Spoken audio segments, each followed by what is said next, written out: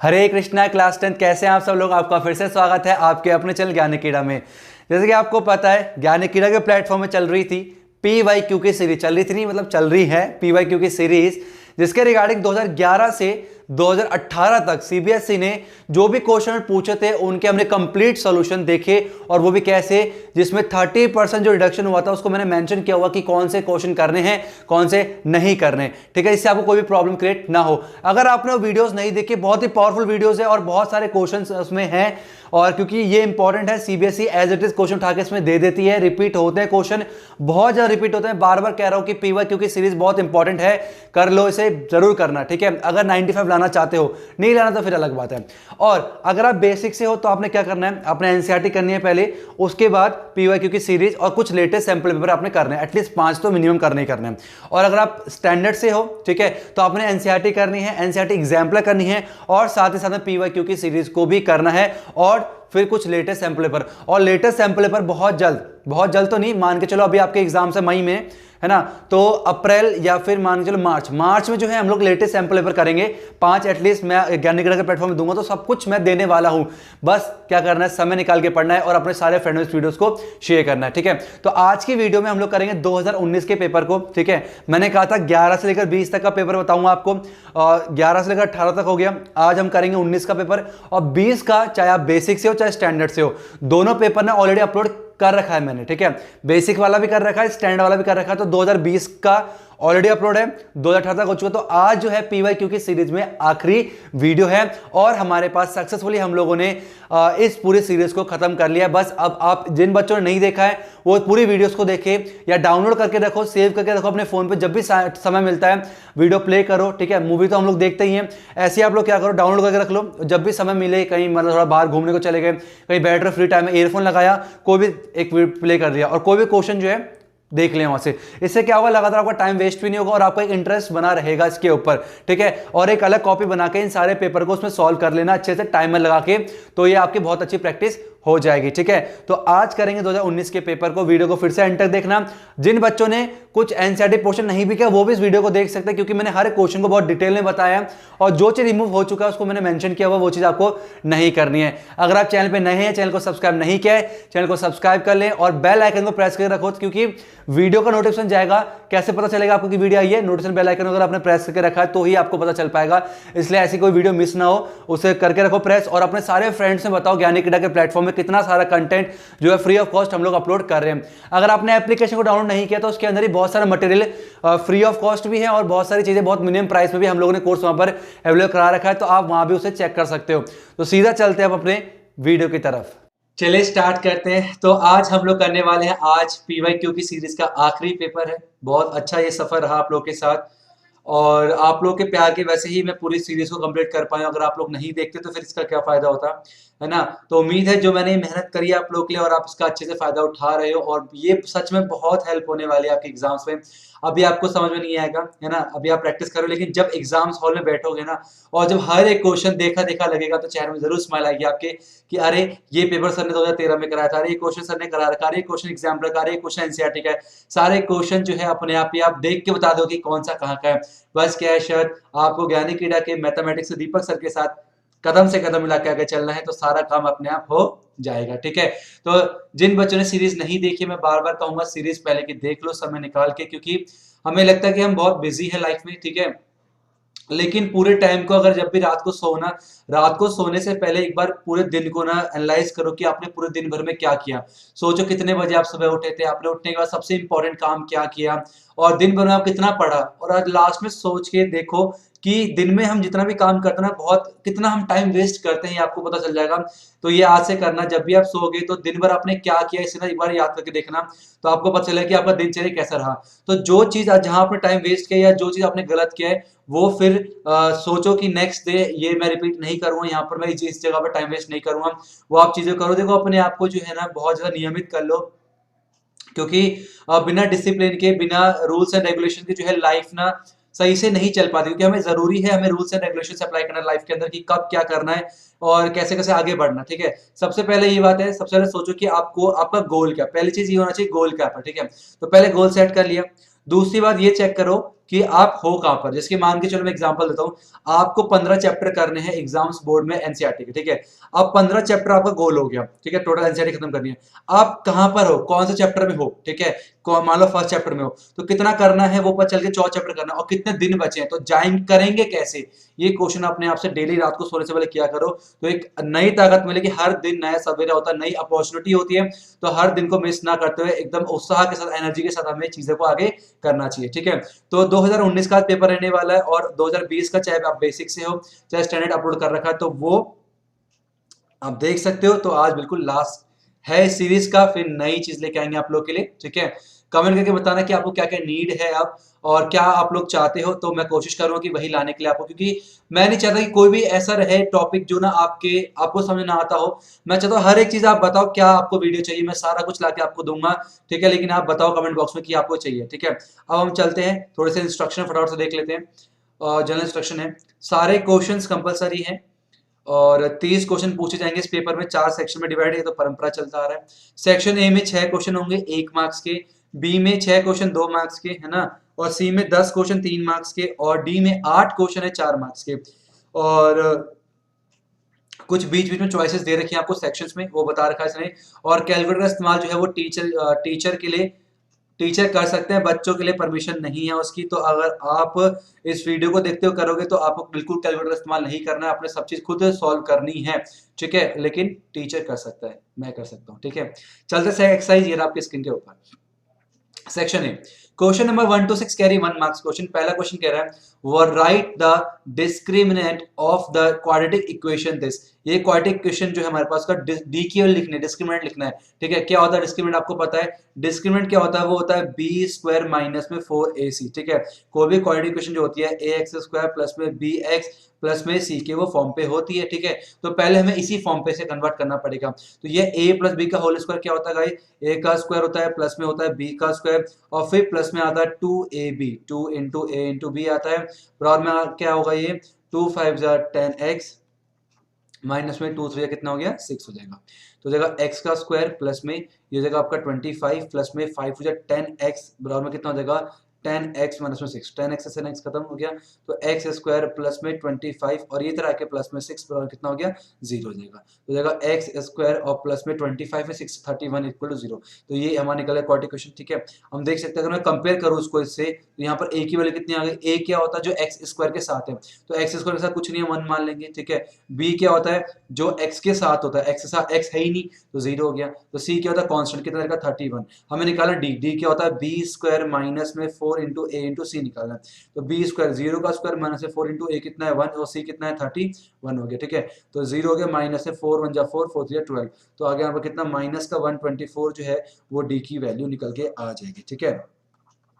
समझ में आया, ये डी के निकल गया। अगर डी के लिए अगर मैं आपसे पूछूं यहाँ पर कि इसमें रूट्स कैसे निकलेंगे, तो आप क्या बोलोगे, जब भी डी की वैल्यू जो है नेगेटिव निकलती है लेस देन 0 आता है, तो वहां पर लिखते हैं हम लोग no real roots, no real, कोई भी रियल रूट्स निकल के नहीं आएगा।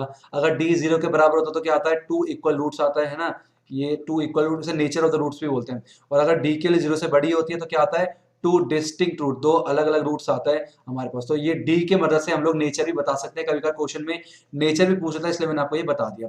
नेक्स्ट क्वेश्चन 2 ये आपके स्क्रीन के ऊपर, पहले चैप्टर से find after how many places of decimal the decimal form of this number will terminate. तो कितने डेसिमल प्लेस के बाद ये टर्मिनेट हो जाएगा। और में भी एक और क्वेश्चन, दोनों क्वेश्चन यही देखेंगे। क्वेश्चन ये कह रहा है हमारे पास कितना है 27, ठीक है, अपॉन पे दे रखा है 2 की पावर 3 मल्टीप्लाई 5 की पावर 4 मल्टीप्लाई 3 की पावर 2। देखो अगर आपको यहाँ पर देख के लग रहा होगा जब भी डिनोमिनेटर में या तो केवल 2 के फैक्टर्स हो या केवल 5 के हो या केवल 2 और 5 के हो तो ये टर्मिनेटिंग होता है, ठीक है। लेकिन यहाँ पर साथ साथ में क्या है 3 है, जब 2 और 5 के अलावा कोई दूसरा नंबर हो तो फिर वो नॉन टर्मिनेटिंग बन जाता है, ठीक है। ये कंफ्यूजन करने के लिए दे रखा है, लेकिन क्या है 27 ऊपर दे रखा है, तो हम इसे लिख सकते हैं 27 अपॉन पे 2 की पावर 3 मल्टीप्लाई 5 की पावर 4 मल्टीप्लाई 9 कर सकते हैं, 9 से खत्म हो गया 3 टाइम्स में, तो आ जाएगा 3 अपॉन पे 2 की पावर 3 मल्टीप्लाई में 5 की पावर 4। अब आप देखो डिनोमिनेटर में केवल क्या है, डिनोमिनेटर में केवल 2 की पावर है और 3 की 5 की पावर में है, ठीक है। इसका ये नंबर क्या है टर्मिनेटिंग है, तब चल गया। अब कितने डेसिमल प्लेस के बाद टर्मिनेट होगा ये डिपेंड करता है कि 2 और 5 में सबसे बड़ी पावर कौन सी है, सबसे बड़ी पावर कौन सी है 4 है। तो इसका मतलब after 4 decimal place, after 4 decimal places ये जो है वो टर्मिनेट हो जाएगा। After 4 decimal places the decimal form of this number will terminate. Simple है। तो आपने ये ध्यान रखना, अगर डिनोमिनेटर केवल 2 के फैक्ट 2 हो या केवल 5 हो, ठीक है, केवल 2 की पावर में हो या केवल 5 की पावर में हो या 2 और 5 दोनों की पावर में हो, तो फिर हमारे पास ये टर्मिनेटिंग होता है। और कितने डेसिमल प्लेस का टर्मिनेट होगा डिपेंड करता है कि सबसे बड़ी पावर कौन सी है। और इसके अलावा कोई दूसरा नंबर नीचे आ रहा है, इसकी इस केस में तो कट गया, अगर मान लो नहीं कट पाता तो फिर ये नॉन टर्मिनेटिंग कहलाता। क्या कहलाता है? नॉन टर्मिनेटिंग और रिपीटिंग, ये फिर बन जाता। दूसरा क्वेश्चन कह रहा है express 429 as a product of its prime factor. ठीक है, ठीक है, तो इसका मैं एलसीएम लेके प्राइम फैक्टर के तौर पर दिखाना है। तो 429 का मैं एलसीएम लूंगा, कैसे से आएगा? तो 3, देखो 3 के टर्म में कैसे कटेगा, मुझे कैसे बचेगा, इनको जोड़ो। 4 + 2 कितना हो गया? 6 हो गया। 6 + 9 कितना होगा? 15 हो गया। अगर जोड़ने पर 3 का मल्टीपल आ रहा है तो 3 से डिवाइड हो जाएगा। तो 3 1 जा 3 और 3 4 जा 12, 3 3 जा 9। ठीक है, अब ये 143 जो है वो 11 से कटता है। 11 1 जा 11, 11 3 जा, और ये कटेगा किससे? 13 से। 13 1 जा 13, तो 1 कितना 429 को लिख सकते हैं हम लोग 3 × 11 × 13, 3 की पावर 1, 11 की पावर 13 पावर 1। ठीक है, इस तरह से हम लोग एक्सप्रेस कर सकते हैं। चलते हैं नेक्स्ट क्वेश्चन, क्वेश्चन 3 ये आपके स्क्रीन के ऊपर। Find the sum of first 10 multiple of 6। पहले ए भी बनानी पड़ेगी। ठीक है, पहला मल्टीपल क्या होगा? 6 का? 6 ही होगा। फिर कितना होगा? 12 होगा। और फिर कितना होगा? 18 डॉट डॉट लास्ट में कितना होगा? 60। तो इसका हमें सम निकालना है। ठीक है, तो ए कितना दे रखा है हमें? 6 हो गया। डी कितना हो गया? 12 माइनस में 6 कितना निकल के आ गया हमारे पास? 6 आ गया। एन दे रखा हमें 10 और ए एन कितना दे रखा हमें? लास्ट हम 60 दे रखा है। सम क्या होता है? सम होता है हमारे पास n/2 और a प्लस में an। ये फॉर्मूला हम लोग इस्तेमाल कर सकते हैं कब? जब an दे रखा हो। वरना आप इसका भी इस्तेमाल कर सकते हो n/2 और 2a प्लस में n-1 मल्टीप्लाई बाय डी। आप इसका भी इस्तेमाल कर सकते हो और इसका भी कर सकते हो। अगर an दे रखा है तो इसका इस्तेमाल कर देते हैं। तो SN इक्वल टू आ गया, n कितना रखा? 10/2 और a कितना हमारे पास? 6 और an कितना हमारे पास? वो हो गया 60। ठीक है, तो निकल के आ गया SN इक्वल टू आ गया 5 और ये आ गया 66। ठीक है, चेक करो एक बार, an कितना 60 है और a 6 है। ठीक है, तो SN कितना निकल के आ गया? 6 5 30, 6 5 30 और 33, तो 330 जो है वो सम निकल के आ गया। एपी का बहुत इजी क्वेश्चन पूछा था। नेक्स्ट क्वेश्चन ये आपके स्क्रीन के ऊपर 4। Find the value of x if the distance between point this and this 5। एक कोई पॉइंट ए दे रखा है 0,0 है ना, और दूसरा पॉइंट बी दे रखा है x, -4, और इसके बीच का डिस्टेंस मतलब ए से लेकर बी तक का डिस्टेंस दे रखा है 5 यूनिट। देखो दो पॉइंट के बीच में डिस्टेंस जो है वो हमें किसने सिखाया? डिस्टेंस फॉर्मूला ने। और क्या कहता है कि अगर दो कोई पॉइंट है, इसका कोऑर्डिनेट दे रखा है x1 y1 और दे रखा है x2 y2, तो उनके बीच में हम लोग डिस्टेंस निकाल सकते हैं। किस फॉर्मूला से? उसमें फॉर्मूला इस्तेमाल करते हैं y2 माइनस में y1 का होल स्क्वायर और प्लस में x2 माइनस में x1 का होल स्क्वायर, इस तरह से। तो y2 हम इसमें a b में अप्लाई करेंगे। y2 क्या हमारे पास? -4 है, माइनस में 0 का होल स्क्वायर और प्लस में x माइनस में 0 का होल स्क्वायर, और कितना आ गया? 5 निकल के आ गया। अब हमारा ये क्या जाएगा? ये जाएगा -4 का स्क्वायर 16 हो गया और प्लस में जाएगा x का स्क्वायर इक्वल टू हो गया 5। अब यहाँ पर हम लोग सॉल्व नहीं कर सकते, रूट को हटाने के लिए क्या करना पड़ेगा? स्क्वायरिंग बोथ साइड करना पड़ेगा, दोनों तरफ स्क्वायरिंग करना पड़ेगा, स्क्वायरिंग बोथ साइड। ठीक है, तो ये क्या बन जाएगा? 16 प्लस में x स्क्वायर बन गया, ये क्या बन गया? कितना हमारे पास? 25 बन गया। तो x स्क्वायर इक्वल टू बन जाएगा 25 माइनस में 16, तो x स्क्वायर आ गया 9। स्क्वायर वहां जाके क्या बनता है? रूट में 9 बन गया, प्लस और माइनस, x कितना आ गया? +-3, दोनों वैल्यू निकल के आ जाएगी। x कितनी आ जाएगी? +-3 निकल के आ जाएगा। ठीक है, तो ये 7 चैप्टर से पूछा गया। अगर आपको एनसीईआरटी में कोई भी प्रॉब्लम आती है, देखो मैं बाबा कहूंगा सबसे पहले, अगर आपकी एनसीईआरटी नहीं हुई है तो आपको पहले एनसीईआरटी करनी चाहिए। एनसीईआरटी बेसिक चीज है, उसे आपको करना ही करना चाहिए। अगर एनसीईआरटी में कोई भी प्रॉब्लम आती है तो हर एक चैप्टर का हर एक क्वेश्चन मैंने ऑलरेडी सॉल्व करके ज्ञानी कीड़ा के प्लेटफॉर्म अपलोड कर रखा है, आप उसका फायदा उठाओ। और रिक्वेस्ट है अपने सारे फ्रेंड में शेयर करो, क्योंकि ना कुछ कुछ टीचर के ना, देखो एक चीज ध्यान रखना, सारे टीचर अच्छा पढ़ाते हैं, लेकिन ना कोई कोई टीचर के ना कोऑर्डिनेशन बच्चों के साथ अच्छी जम जाते हैं कि उनका बताया हुआ समझ में आता है। ऐसा हुआ होगा आपके साथ भी कि कोई कोई टीचर सारे टीचर को आता है, लेकिन ना कोई टीचर ऐसा होता है जिसकी बात ना बहुत जल्दी समझ में आती है, जिसका तरीका बहुत जल्दी समझ में आता है। इसलिए भले वो ट्यूशन पढ़ रहे हैं, भले कुछ कर रहे हैं, लेकिन फिर भी एटलीस्ट एक बार अपना कर्तव्य समझ के आप उनको वीडियो शेयर करो। अगर उनको अच्छा लगा तो अपने आप वो देखते चले जाएंगे, लेकिन आप जो भी वीडियो को देख रहे हो उन्हें जरूर शेयर कर दिया करो अपने फ्रेंड में, या कोई भी ग्रुप बना हुआ है, क्योंकि ग्रुप तो हम लोग बनाते ही अपने, चाहे स्कूल का हो चाहे ट्यूशन ग्रुप बनता है, तो उसमें ये वीडियोस को डालो। ठीक है, उनको बोलो कि आप आके देखो, यहाँ पर ये सब चीजें एट फ्री में चीजें मिले। देखो सिंपल सी बात है, ये सारा कलेक्शन है जो आपको मैंने यहाँ पे पूरा फ्री में दिया है। इसी को अगर क्वेश्चन के फॉर्म पे लेके ना बुक के फॉर्म में पब्लिकेशन क्या कर रही है, मार्केट में 200-300 के रूप में प्राइस में बेच रही है। अपना क्वेश्चन कलेक्शन ले लिया, उसको सॉल्व कर दिया अपने हाथ से, और बुक बना के आप मार्केट में रख देती है, और बच्चे धड़ाधड़ से परचेस भी करते हैं। ठीक है, वो ज्यादा सही लगता है बच्चों को, लेकिन यही चीज मिल रही है तो इसमें ज्यादा इंटरेस्ट नहीं आता। लेकिन यहाँ पर देखो कितना फायदा, उसमें आपको एज अ टीचर कोई समझाने वाला नहीं है, आपने देखा अगर आया तो ठीक है लगेगा, नहीं आया तो फिर क्या करोगे। यहाँ तो हर एक चीज मैं समझा रहा हूँ, नहीं आया तो बोल रहा हूँ कि पूछो, कमेंट बॉक्स में कमेंट करके बताओ, ठीक है। तो इसको फ्रेंड में शेयर करो ताकि जो है उनका इसका फायदा हो सके, ठीक है। अब चलते हैं, क्योंकि देखो बहुत बच्चे ऐसे हैं ना कि अभी भी हैं जो ना बिल्कुल ट्यूशन अफोर्ड नहीं कर पा रहे, तो उन तक उनकी हेल्प हो जाएगी, इस वीडियो को पहुंचाओ जरूर, ठीक है। चलते हैं नेक्स्ट क्वेश्चन 5 फिर आपके स्क्रीन के ऊपर। Two concentric circles of radii a and b, जहां पर ए जो है वो बड़ा है बी से। तो मान लेते हैं हमारे पास दो सर्कल है, एक बड़ा वाला और एक छोटा वाला। बड़े वाले का रेडियस ये मान लो ओ मान लिया मैंने, ये ए मान लिया, ये बी हो गया, सी चैप्टर 10 से पूछा है। बड़े वाले का रेडियस मान लिया मैंने ए, ठीक है, क्योंकि ए बड़ा है बी से। छोटे वाले का जो रेडियस है वो मान बी, ठीक है। अब कह रहा है find the length of the chord of larger circle which touch the smaller circle. तो हमें एसी की लेंथ निकालनी, एसी की लेंथ क्या होगा ये हमें निकालना, ठीक है। आपको पता ही है कि AC जो है छोटे वाले के लिए क्या टेंजेंट है, और ये क्या पॉइंट ऑफ कांटेक्ट है, क्या ये पॉइंट ऑफ कांटेक्ट है। और पॉइंट ऑफ कांटेक्ट पर जो रेडियस होता है क्या होता है, परपेंडिकुलर होता है, इसका मतलब ये 90 डिग्री एंगल है। और जब हम लोग सेंटर से कॉर्ड के ऊपर परपेंडिकुलर डालते हैं तो कॉर्ड को बाइसेक्ट करता है, मतलब ये जो लेंथ है वो इस वाले लेंथ के बराबर निकल के आने वाला है। मतलब अगर मैंने ए बी निकाल लिया, उसको मैं डबल करूंगा तो ऐसे निकल के आ जाएगा। तो हमें पता है अब किसी भी ट्राइंगल के अंदर, राइट एंगल ट्राइंगल के अंदर अगर दो साइड दे के तीसरी निकाल सकते हैं ना, पाइथागोरस सर ने बताया था। तो हम बोलेंगे इन ट्राइंगल कौन सा, ए ओ बी, ठीक है, using Pythagoras theorem, using Pythagoras theorem हम लोग यहाँ पर इस्तेमाल करेंगे, ठीक है। तो क्या हो गया, वो ओ ए का square is equal to O B का स्क्वायर प्लस में ए बी का स्क्वायर। ओ ए कितना हमारे पास, ए का square equal to O B, B का स्क्वायर प्लस में ए बी का स्क्वायर, ए बी में निकालने जा रहे हैं। तो देखा ए का स्क्वायर इधर के माइनस का बी का स्क्वायर इक्वल टू कितना आ गया, ए बी का स्क्वायर आ गया। और इसी को लिख सकते हैं हम लोग, ए बी का स्क्वायर आ गया इक्वल टू ए का स्क्वायर माइनस बी का स्क्वायर। अब जब भी स्क्वायर राइट हैंड साइड में जाता है क्या बनता है, वो रूट बन जाता है। तो ए बी आ गया रूट में of A square minus B square, ये निकल के आ गया ए बी की वैल्यू। बोलो कोई प्रॉब्लम, कोई दिक्कत नहीं, ठीक है। अब हमें पता है ए सी निकालना, ए सी क्या है, A C is twice of A B का डबल है। तो 2 मल्टीप्लाई कितना, रूट में A square minus B square, जो कि आ जाएगा 2 रूट में A square minus B square. यही वैल्यू आ गई किसकी, ए सी की। तो बहुत ही सिंपल ये था आपका, इस तरह से हम लोग कर लेंगे, ठीक है। अब हम चलते हैं अपने नेक्स्ट क्वेश्चन, क्वेश्चन 6 ये आपके स्क्रीन के ऊपर। ये ट्रिग्नोमेट्री से पूछा गया है।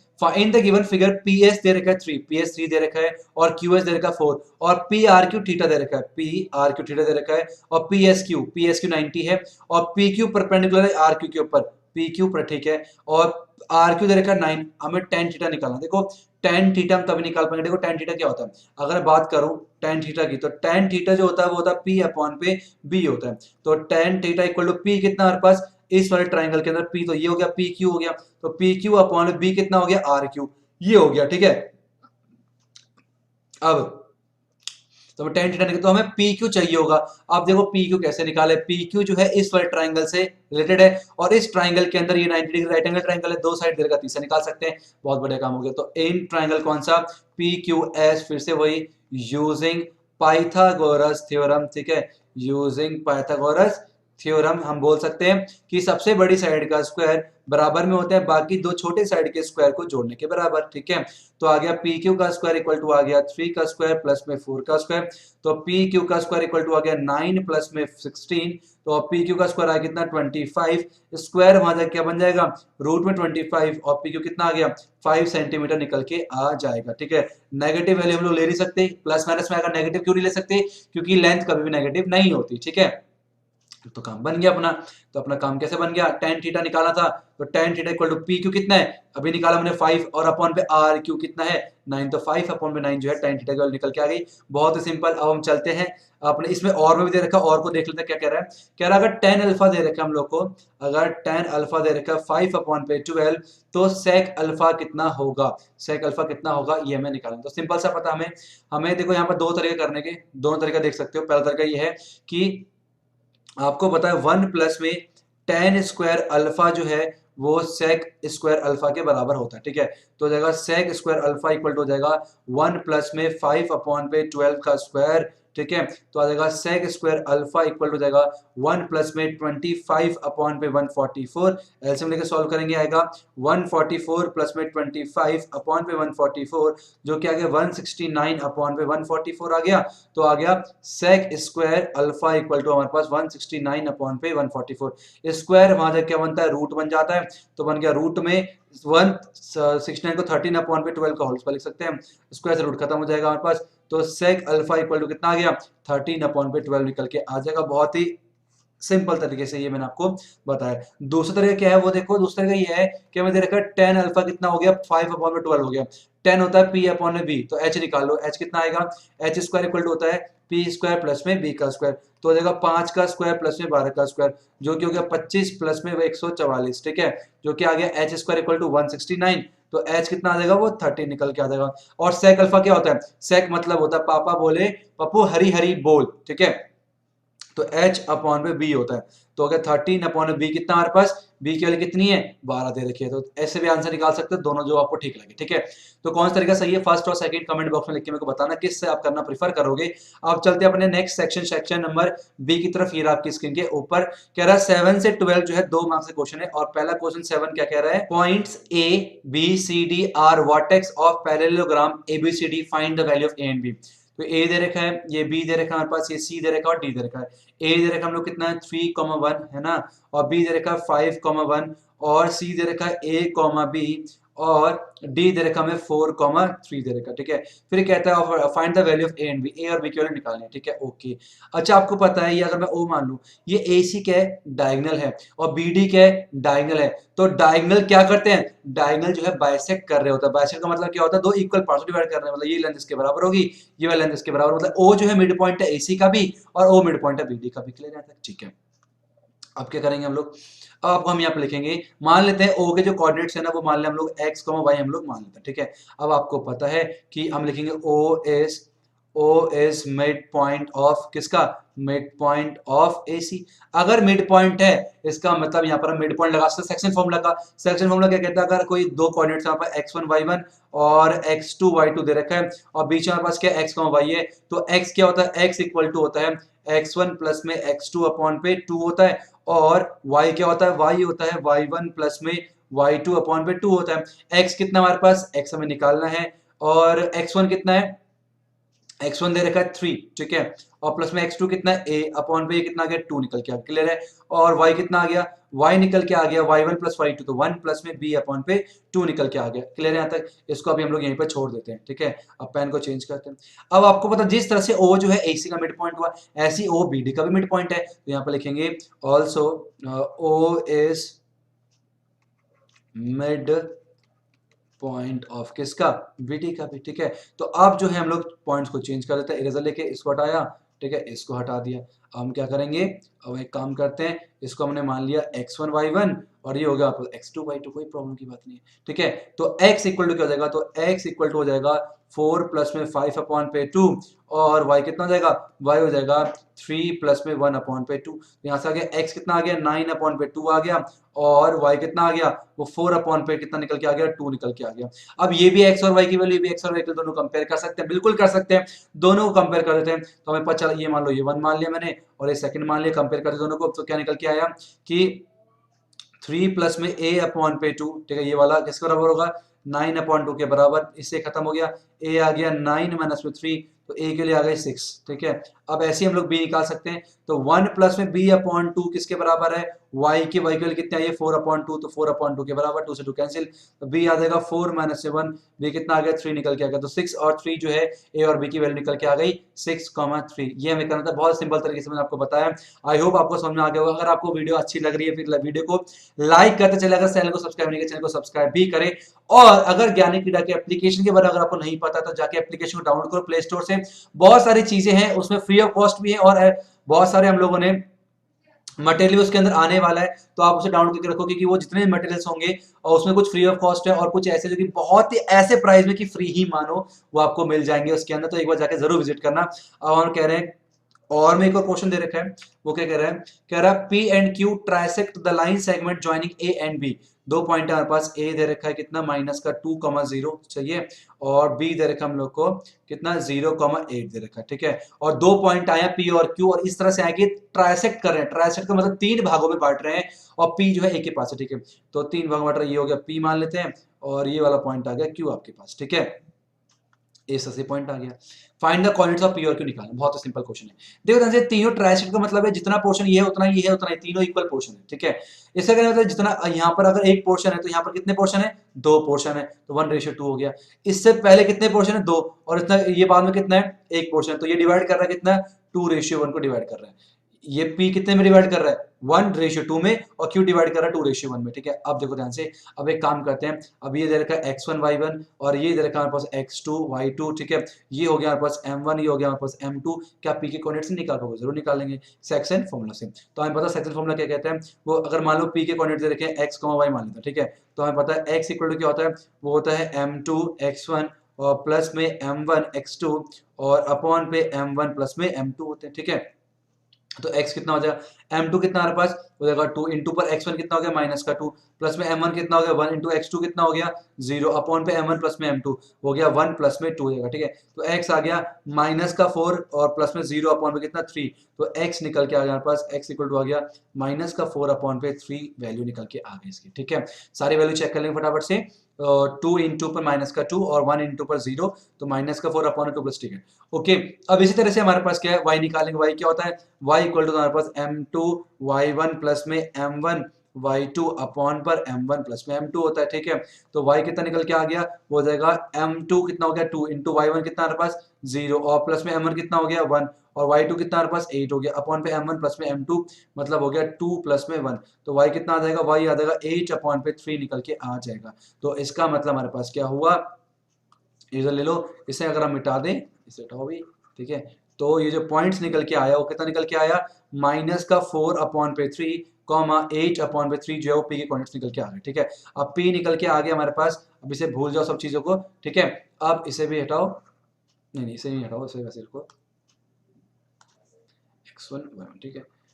अब सेम ऐसी, अब ये दे रखा हमारा, ये क्या हो जाएगा m1 y1 m1 m2 हो जाएगा, ये x1 y1 ये x2 y2, तो क्यों निकल जाएगा फिर से सेक्शन फॉर्मूला से, तो क्या निकल के आएगा, और इसके कोऑर्डिनेट मान लेते हैं आपकी बार x को y मान लो इस तरह से, ठीक है। तो पेन को चेंज कर लेते हैं x, ठीक है। तो हमें पता है x क्या हो जाएगा m2 x1, तो 1 इंटू पर -2, तो 1 इंटू पर -2 हो जाएगा, ठीक है। उसके बाद और प्लस में m1 x2, तो m1 कितना है 2 है ना, और x2 कितना हमारे पास 0, तो 2 इंटू पर कितना हो गया 0 अपॉन पे m1 प्लस में m2, तो 2 प्लस में 1 हो जाएगा जो कि जाएगा -2 अपॉन पे 3 निकल के आ जाएगा। और y कितना हो जाएगा m2 y1, तो m2 इंटू पर y1 कितना हमारे पास 0 है और प्लस में m1 y2, m1 कितना है 2 इंटू पर y2 कितना हमारे पास 8 अपॉन पे m1 प्लस में m2 जो कि हो गया 16 अपॉन पे 3। तो ये जो पॉइंट निकल के x q वाले जो हमारे पास निकल के आएंगे वो कितने आएंगे, वो आएंगे -2 अपॉन 3 -2 अपॉन पे 3 16 अपॉन पे 3, ये निकल के हम लोग के पास आ जाएगा। तो बहुत ही सिंपल है। अब हम चलते हैं पे नेक्स्ट क्वेश्चन, क्वेश्चन नंबर 8 ये आपके स्क्रीन के ऊपर कह रहा है solve the following pair of linear equation. In linear equation को सॉल्व करना है, ठीक है। तो पहले लीनियर इक्वेशन सॉल्व करने के कितने तरीके होते हैं, 3 तरीके हुआ करते थे। कौन कौन से, सब्स्टिट्यूशन मेथड, एलिमिनेशन मेथड और क्रॉस मल्टीप्लिकेशन मेथड। तो जो क्रॉस मल्टीप्लिकेशन मेथड है वो तो रिमूव हो गया, तो 2 मेथड बचे, या तो आप सब्स्टिट्यूट करो या फिर एलिमिनेट करो, जो आपको ठीक लगे आप कर सकते हो, ठीक है। तो यहाँ पर दे रखा हम लोग को पहला कि 3x माइनस में 5y बराबर कितना दे रखा 4, ये क्वेश्चन नंबर 1 है। और उसको अरेंज करूंगा मैं तो क्या निकल के आएगा, ये चलाओ तो आएगा माइनस का 9x और प्लस में 2y और प्लस में 7, और 7 को वहां देके -7 करते हैं, ठीक है। 7 क्या बन जाएगा, वो बन जाएगा -7, तो इक्वल टू जाएगा -7, ये हो गया क्वेश्चन नंबर 2, ठीक है। एक काम करते हैं, इसको मल्टीप्लाई करते हैं किससे 3 से, इसको मल्टीप्लाई करते हैं किससे 1 से, तो जाएगा 3 से 9, तो जाएगा 9x माइनस में 15y इक्वल टू 12 हो जाएगा, और माइनस का 9x प्लस में और 2y इक्वल टू माइनस का 7 हो जाएगा, ठीक है। इसे खींचा हमने, ये खत्म हो गए, माइनस प्लस माइनस 15 में से 2 गए तो कितना आएंगे 13 आएंगे ना, हाँ 13 निकल के आएगा, ठीक है। तो 15 में से 2 गए कितना आएगा 13 निकल के आएगा, तो 13y हो जाएगा इक्वल टू, और 12 में से 7 गए कितने आएंगे 5 निकल के आएंगे, तो y कितना आ जाएगा, y आ गया 5 अपॉन पे 13 जो है वो y की वैल्यू निकल के आ गई, ठीक है। अब y की जो वैल्यू कहाँ पुट करेंगे, पहले इक्वेशन है, तो putting y equal to 5 upon पे 13 इन इक्वेशन नंबर 1 पे हम लोग पुट कर देंगे। तो 3x माइनस में 5 इंटू वाई है, तो y हो गया 5 अपॉन 13 और इक्वल टू में 4 हो गया, तो 3x माइनस में 25 अपॉन पे 13 बराबर में 4 हो गया, तो 3x इक्वल टू हो जाएगा 4 प्लस में 25 अपॉन पे 13, ठीक है। तो 3x इक्वल टू हो जाएगा कितना 13 4 जा कितना होता है, 13 4 जा 52, 2 प्लस में 25 अपॉन पे 13, तो देगा 3x इक्वल टू 7 और 7 अपॉन पे 13, ठीक है, 5 2 7 65, और x कितना आ गया 77 अपॉन पे 3 मल्टीप्लाई बाय 13, जो कि आ गया 77 अपॉन पे 39 निकल के आ गया। बड़े अजीब अजीब से आंसर आए हैं, ठीक है, एक बार आप कैलकुलेशन चेक कर लेना बिल्कुल वैल्यू, ठीक है। तो x कितना आ गया 77 अपॉन 39, और ये कितना आ गया 5 अपॉन 13 आपके सामने निकल के आ गया है, ठीक है।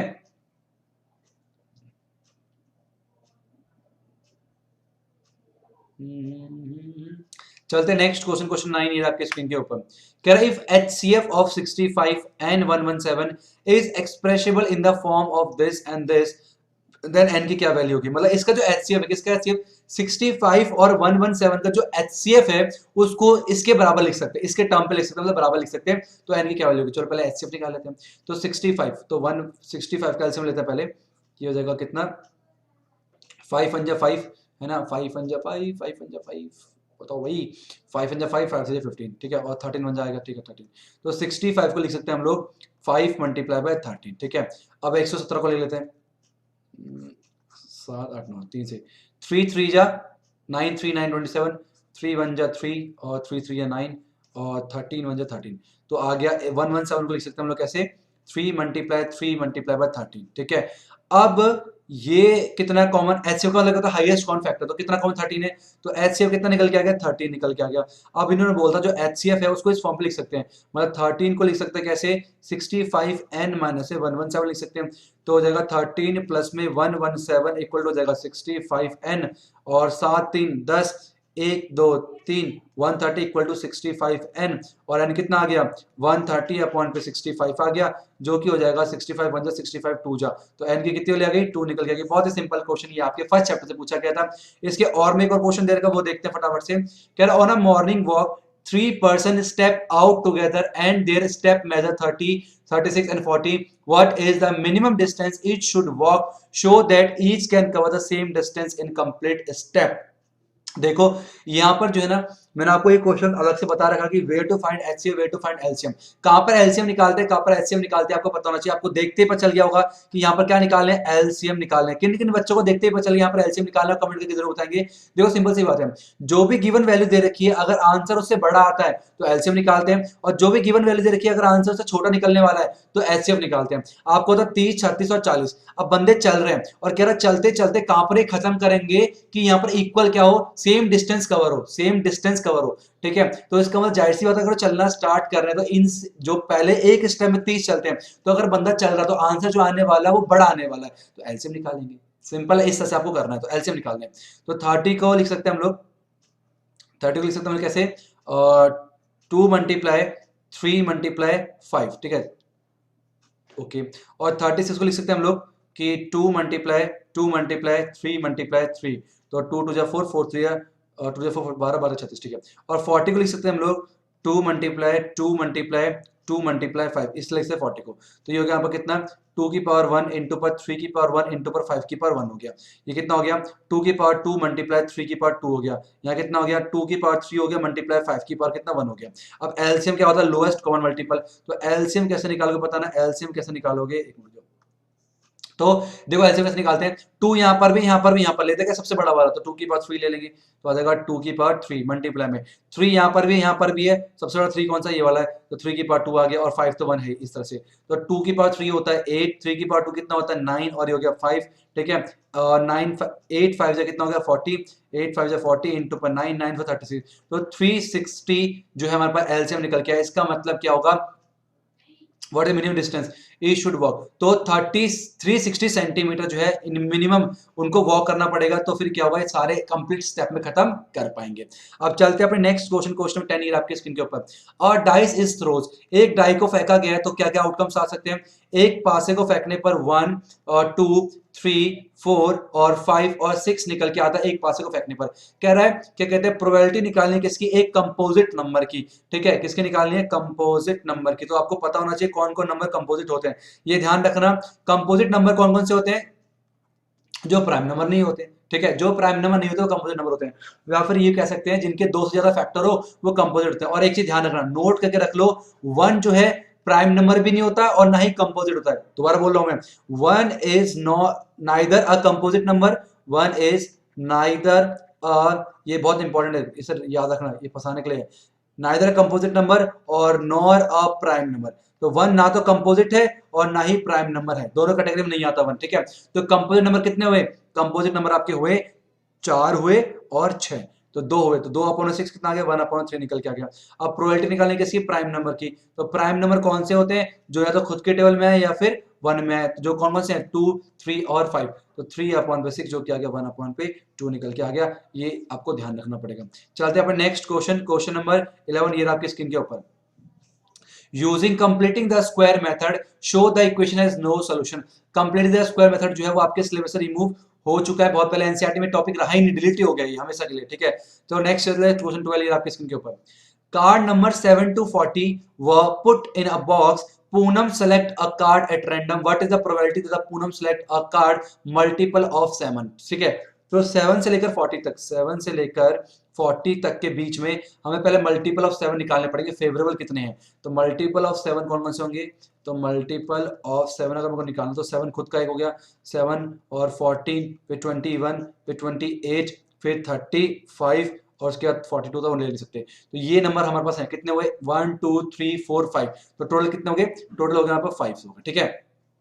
अब नंबर कितने हैं, देखो हमारे पास 7 है, कितने मिस हो गए, 1 2 3 4 5 6, 6 नंबर मिस है, तो 40 में से 6 गए, टोटल कितने नंबर हमारे पास है, यहाँ पर हमारे पास 34 जो है हमारे पास टोटल नंबर दे रखे हैं। तो प्रोबेबिलिटी निकालने की इसकी मल्टीपल ऑफ 7 की, निकाल दो, फेवरेबल कितने, फेवरेबल दे रखे 5 और टोटल कितने होंगे 34, तो 5/34 is the probability that the Poonam select a card which is multiple of 7, ठीक है।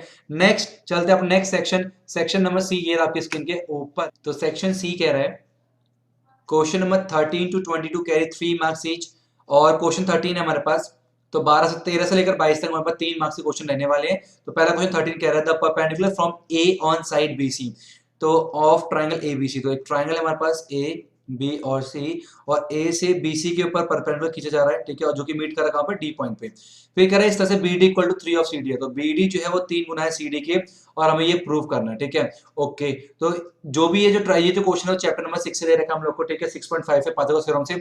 जब भी आपको स्क्वायर देखे समझ जाओ पाइथागोरस थ्योरम से ये क्वेश्चन पूछा गया, तो आपने क्या करना है, इस तरह क्वेश्चन में जो भी राइट एंगल ट्राइंगल है उन दोनों को ट्राइंगल को ले लो और पाइथागोरस थ्योरम लगा दो, उसके बाद हम देखेंगे फिर कहां पहुंचे, कहां तक जाना है।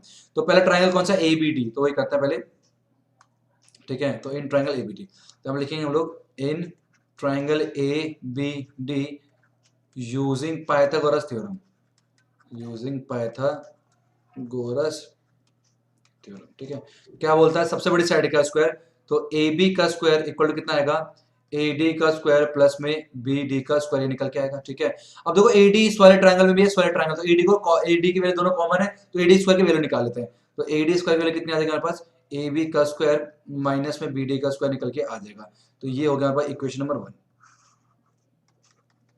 ठीक है।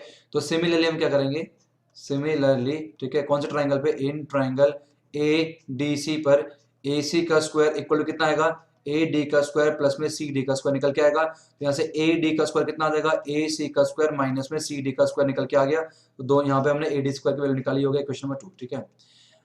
अब देखो ध्यान से, ये भी ए डी स्क्वायर की वैल्यू है, ये भी ए डी स्क्वायर वैल्यू, दोनों आपस में इक्वल होने चाहिए, तो हम लिखेंगे यहाँ पर from first and second, from first and second, दोनों से क्या मिला हम लोग को कि ए बी का स्क्वायर माइनस में बी डी का स्क्वायर इक्वल टू आ गया ए सी का स्क्वायर माइनस में सी डी का स्क्वायर, जो कि हो गया ए बी का स्क्वायर बराबर में हो गया ए सी का स्क्वायर, ये बनेगा प्लस में बी डी का स्क्वायर और माइनस में सी डी का स्क्वायर, ये निकल के हमारे पास आ गया है। बोलो कोई दिक्कत की बात नहीं है, ठीक है। अब ध्यान सुनना, अब हम कहां पहुंच गए, हमें ए बी का स्क्वायर चाहिए, ठीक है, ए सी का स्क्वायर चाहिए, ठीक है, यहाँ पर बी सी स्क्वायर चाहिए, तो और यहाँ पर आ गया बी डी आ गया, सी डी आ गया, इसका मतलब है बी डी और सी डी का हमें आंसर निकालना पड़ेगा in term of B C, ठीक है। देखो बी सी कैसे आया हुआ है, हम बोल सकते हैं यहाँ पर कि बी डी प्लस में सी डी इक्वल टू क्या निकल के आया, बी सी निकल के आया, ठीक है। अब बी डी दे रखा है कितना, 3 सी डी दे रखा है, देगा 3 सी डी प्लस में सी डी इक्वल टू कितना आ जाएगा, बी सी हो जाएगा, तो 4 सी डी इक्वल टू कितना आ जाएगा, बी सी आ जाएगा, तो C D in term of B C आ गया, बी सी अपॉन पे 4 निकल के आ जाएगा, क्लियर आता है, ठीक है। अब हमें ऐसे क्या करना पड़ेगा, बी डी को निकालना पड़ेगा, अगेन यही हम देखेंगे यहाँ पर, अगेन हम क्या करेंगे, तो इसे लिख लो एक काम कर, फिर मिटाते हैं। तो सी डी कितना निकल के आ गया, बी सी अपॉन पे 4 निकल के आ गया, ठीक है। अब मैं इसे मिटा रहा हूँ, नोट कर सकते हो आप, तो इतना मिटा लेते हैं, ठीक है।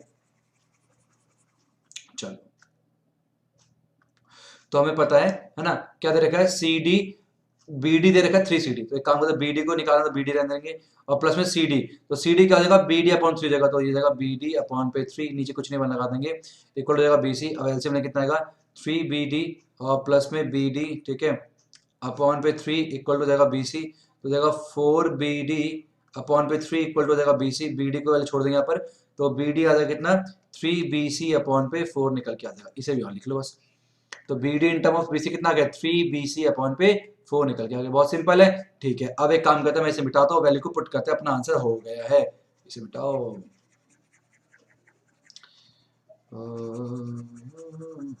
ठीक है, चलो, तो ए बी का स्क्वायर ऐसे रहेगा, तो ए बी का स्क्वायर ऐसे रहने दो, इक्वल टू ए सी का स्क्वायर ऐसे रहेगा, प्लस में बी डी कितना है, 3/4 BC है, ठीक है, तो आएगा 3 का स्क्वायर 9 अपॉन पे 16, और BC का स्क्वायर माइनस सी डी कितना है, वो है BC अपॉन 4, तो BC का स्क्वायर अपॉन पे 16 हो जाएगा, ठीक है।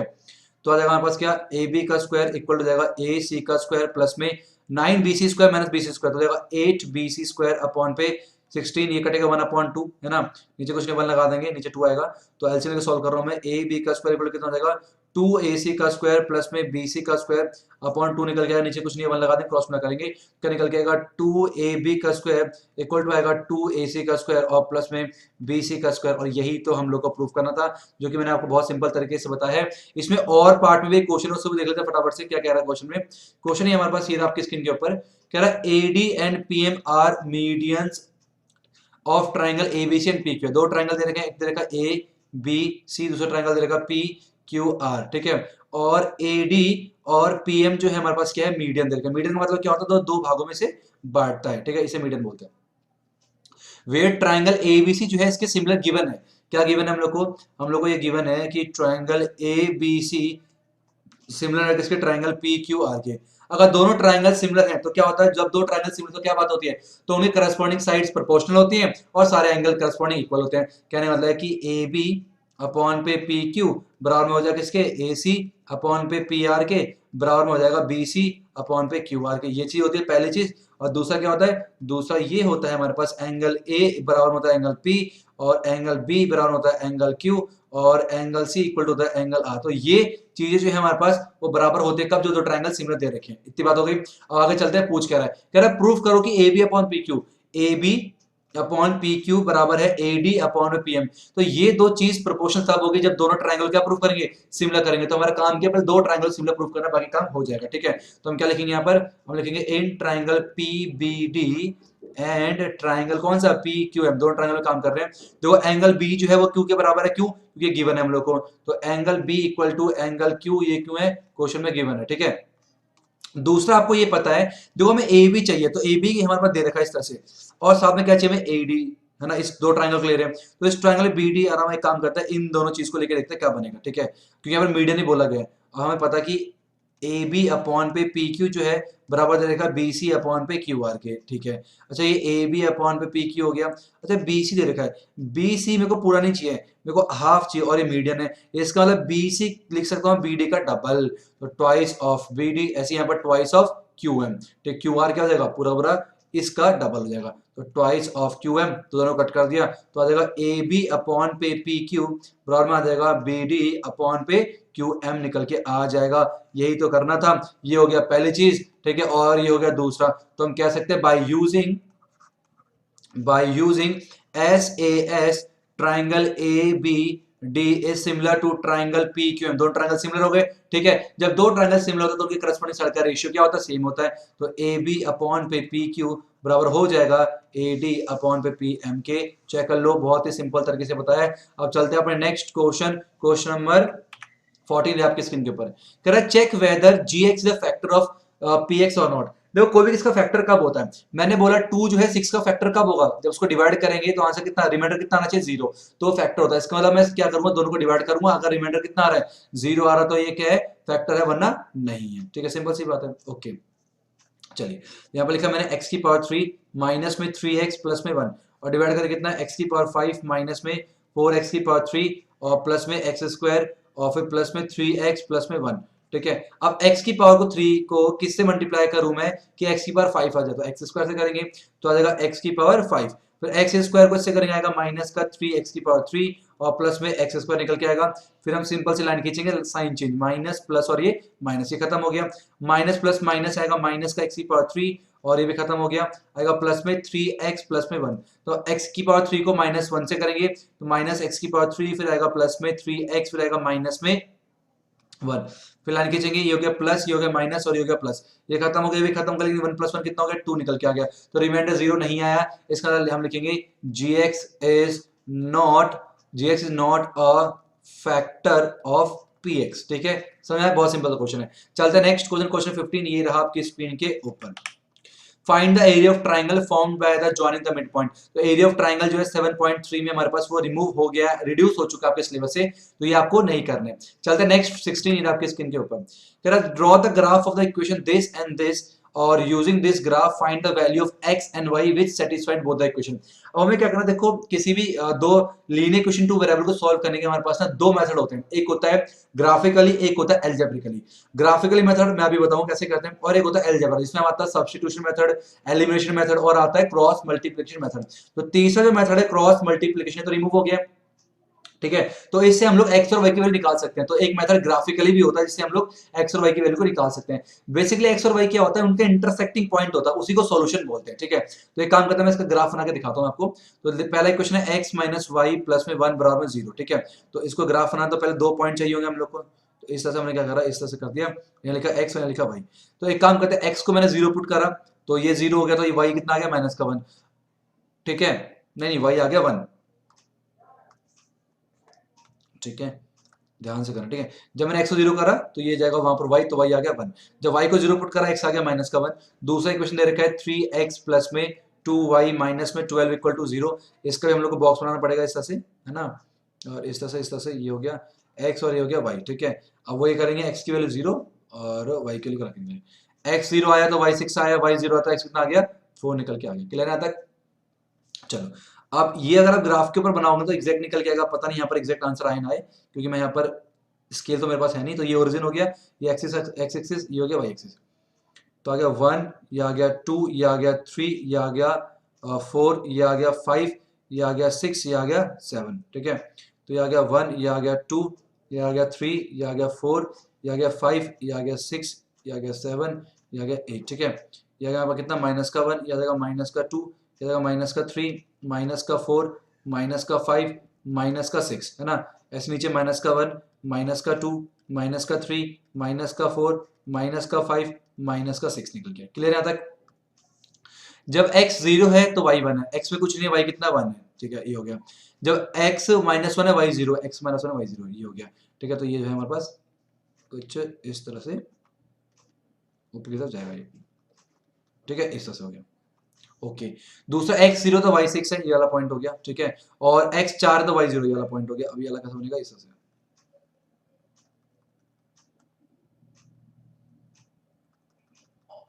इस तरह से, ठीक है। कल तो नहीं, एक मिनट जाओ,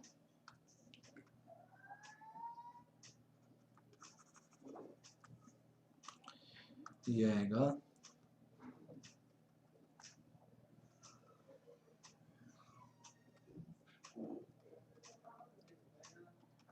कुछ इस तरह से बनेगा, ठीक है। तो हमारे पास क्या होगा, ये वाला पॉइंट निकल के आ गया इंटरसेक्टिंग पॉइंट, और इसका x और y चेक करना है। तो x कितना है इसका, x आ गया 2 और y कितना आ गया 3 निकल के आ गया। तो ये हो गया इंटरसेक्टिंग पॉइंट a मान लिया, तो a के कितना हो गया, a में x इक्वल हो गया 2 और y कितना हो गया, y निकल के आ गया 3। तो ये क्या होगा, इसका सोल्यूशन निकल के आ जाएगा x और y की वैल्यू, ठीक है। चेक कर लेते हैं एक बार, 2 माइनस में 3 प्लस में 1 क्या 0 आ रहा है, माइनस का 1 प्लस 1, यस एग्जैक्टली। तो ग्राफ में करोगे और अच्छे से निकल के आ जाएगा आपके सामने। चलते हैं नेक्स्ट क्वेश्चन 17 ये आपकी स्क्रीन के ऊपर, proof that root 3 is an irrational. हाँ, बहुत इजी लगता है मेरे को ऐसे क्वेश्चन। देखो इसे करते हैं कंट्रडिक्शन मेथड से। अब क्या होता है, इसके उल्टा मान लेते हैं, है ना। मान लिया रेशनल है, करते आए बाद में कट जाता अपना, फिर बोलते हो गलत एजम्पशन कर ली, ये रेशनल है, ठीक है, सर ये रेशनल है। तो कैसे करेंगे, देखो ध्यान से, ऐसे ही करना, let root 3 is a rational number. क्या होता है रेशनल नंबर, रेशनल नंबर वो होते हैं जिसको p अपॉन q के फॉर्म पे लिख सकते हैं, है ना। तो इसका मतलब अगर रेशनल है तो p अपॉन q के फॉर्म पे लिख सकते हैं, और p और q क्या होते हैं, को प्राइम होते हैं, वेयर p एंड क्यू क्या हो गया आर कोप्राइम। कोप्राइम का मतलब क्या होता है, जिन पे कोई भी कॉमन फैक्टर नहीं होता वन के अलावा, मतलब इनका एचसीएफ वन होता है, ठीक है। ऐसे 2/3 हो गया, 4/7 हो गया, जिनमें कोई भी कॉमन ना हो, इसे बोलते हैं पी अपॉन क्यू कोप्राइम होगा, ठीक है। अच्छा ठीक है, नीचे क्रॉस मल्टीप्लाई करेंगे तो पी निकल गया कितना, √3q निकल के आ गया। स्क्वायर करते हैं, ऐसे मजा नहीं आ रहा, तो हम क्या करेंगे, squaring both side, squaring both side करने का क्या निकल के आया, यह जगह पी स्क्वायर इक्वल टू आ गया 3q का स्क्वायर। अच्छा ये निकल के आ गया। अब एक बात बताओ, यहाँ पर अगर किसी भी नंबर पे अगर आपको 3 दिखाई दे, इसका मतलब ये 3 से डिवाइड हो जाएगा। इट मींस क्या हो गया कि P square is divisible by 3। Simple सी बात है ना, कि अगर 3 दिखा तो भाई साफ सी 3 से डिवाइड हो ही जाएगा ये, ठीक है। अच्छा अगर आपने थ्योरम में पढ़ा हुआ फर्स्ट चैप्टर में कि अगर कोई भी चीज पी स्क्वायर से डिवाइड हो जाएगी तो पी से भी तो होनी चाहिए। और हम लिखेंगे यहाँ पर कि P is also divisible by 3। Simple सी बात है, ठीक है। अगर ये डिवाइड हो रहा है, जैसे कि मान के चलो मैंने बोला 12 जो है ना 3 से डिवाइड हो रहा है, होता है तो यस होता है, लेकिन कितने टाइम्स में, 3 4 12, तो कोई ना कोई नंबर को मल्टीप्लाई करने पर उसके बराबर आता है। तो मान लेते हैं लेट कि p इक्वल टू 3c, वो नंबर क्या है, c है, तो p इक्वल टू 3c हो गया। तो हम क्या लिखेंगे, पुटिंग, ये क्वेश्चन नंबर 1 मान लेते हैं, और putting p equal to 3c in equation number किसमें, 1 पे पुट करके देखते हैं क्या निकल के आता है, पता चल जाएगा। ओके, तो पी स्क्वायर का मतलब कितना हो जाएगा, 3c का स्क्वायर इक्वल टू हो गया 3q का स्क्वायर, तो निकल के आ गया 9c का स्क्वायर इक्वल टू 3q का स्क्वायर, और बोल सकते हैं 3q का स्क्वायर इक्वल टू आ गया 9c का स्क्वायर, कैंसिल करेंगे इसे तो 3 आएगा, तो आ जाएगा q स्क्वायर इक्वल टू आ गया 3c का स्क्वायर। देखो इससे देखिए क्या पता चला, साफ सीधी बात है, यहाँ भी 3 आ रहा है, इसका मतलब क्या हो गया कि q स्क्वायर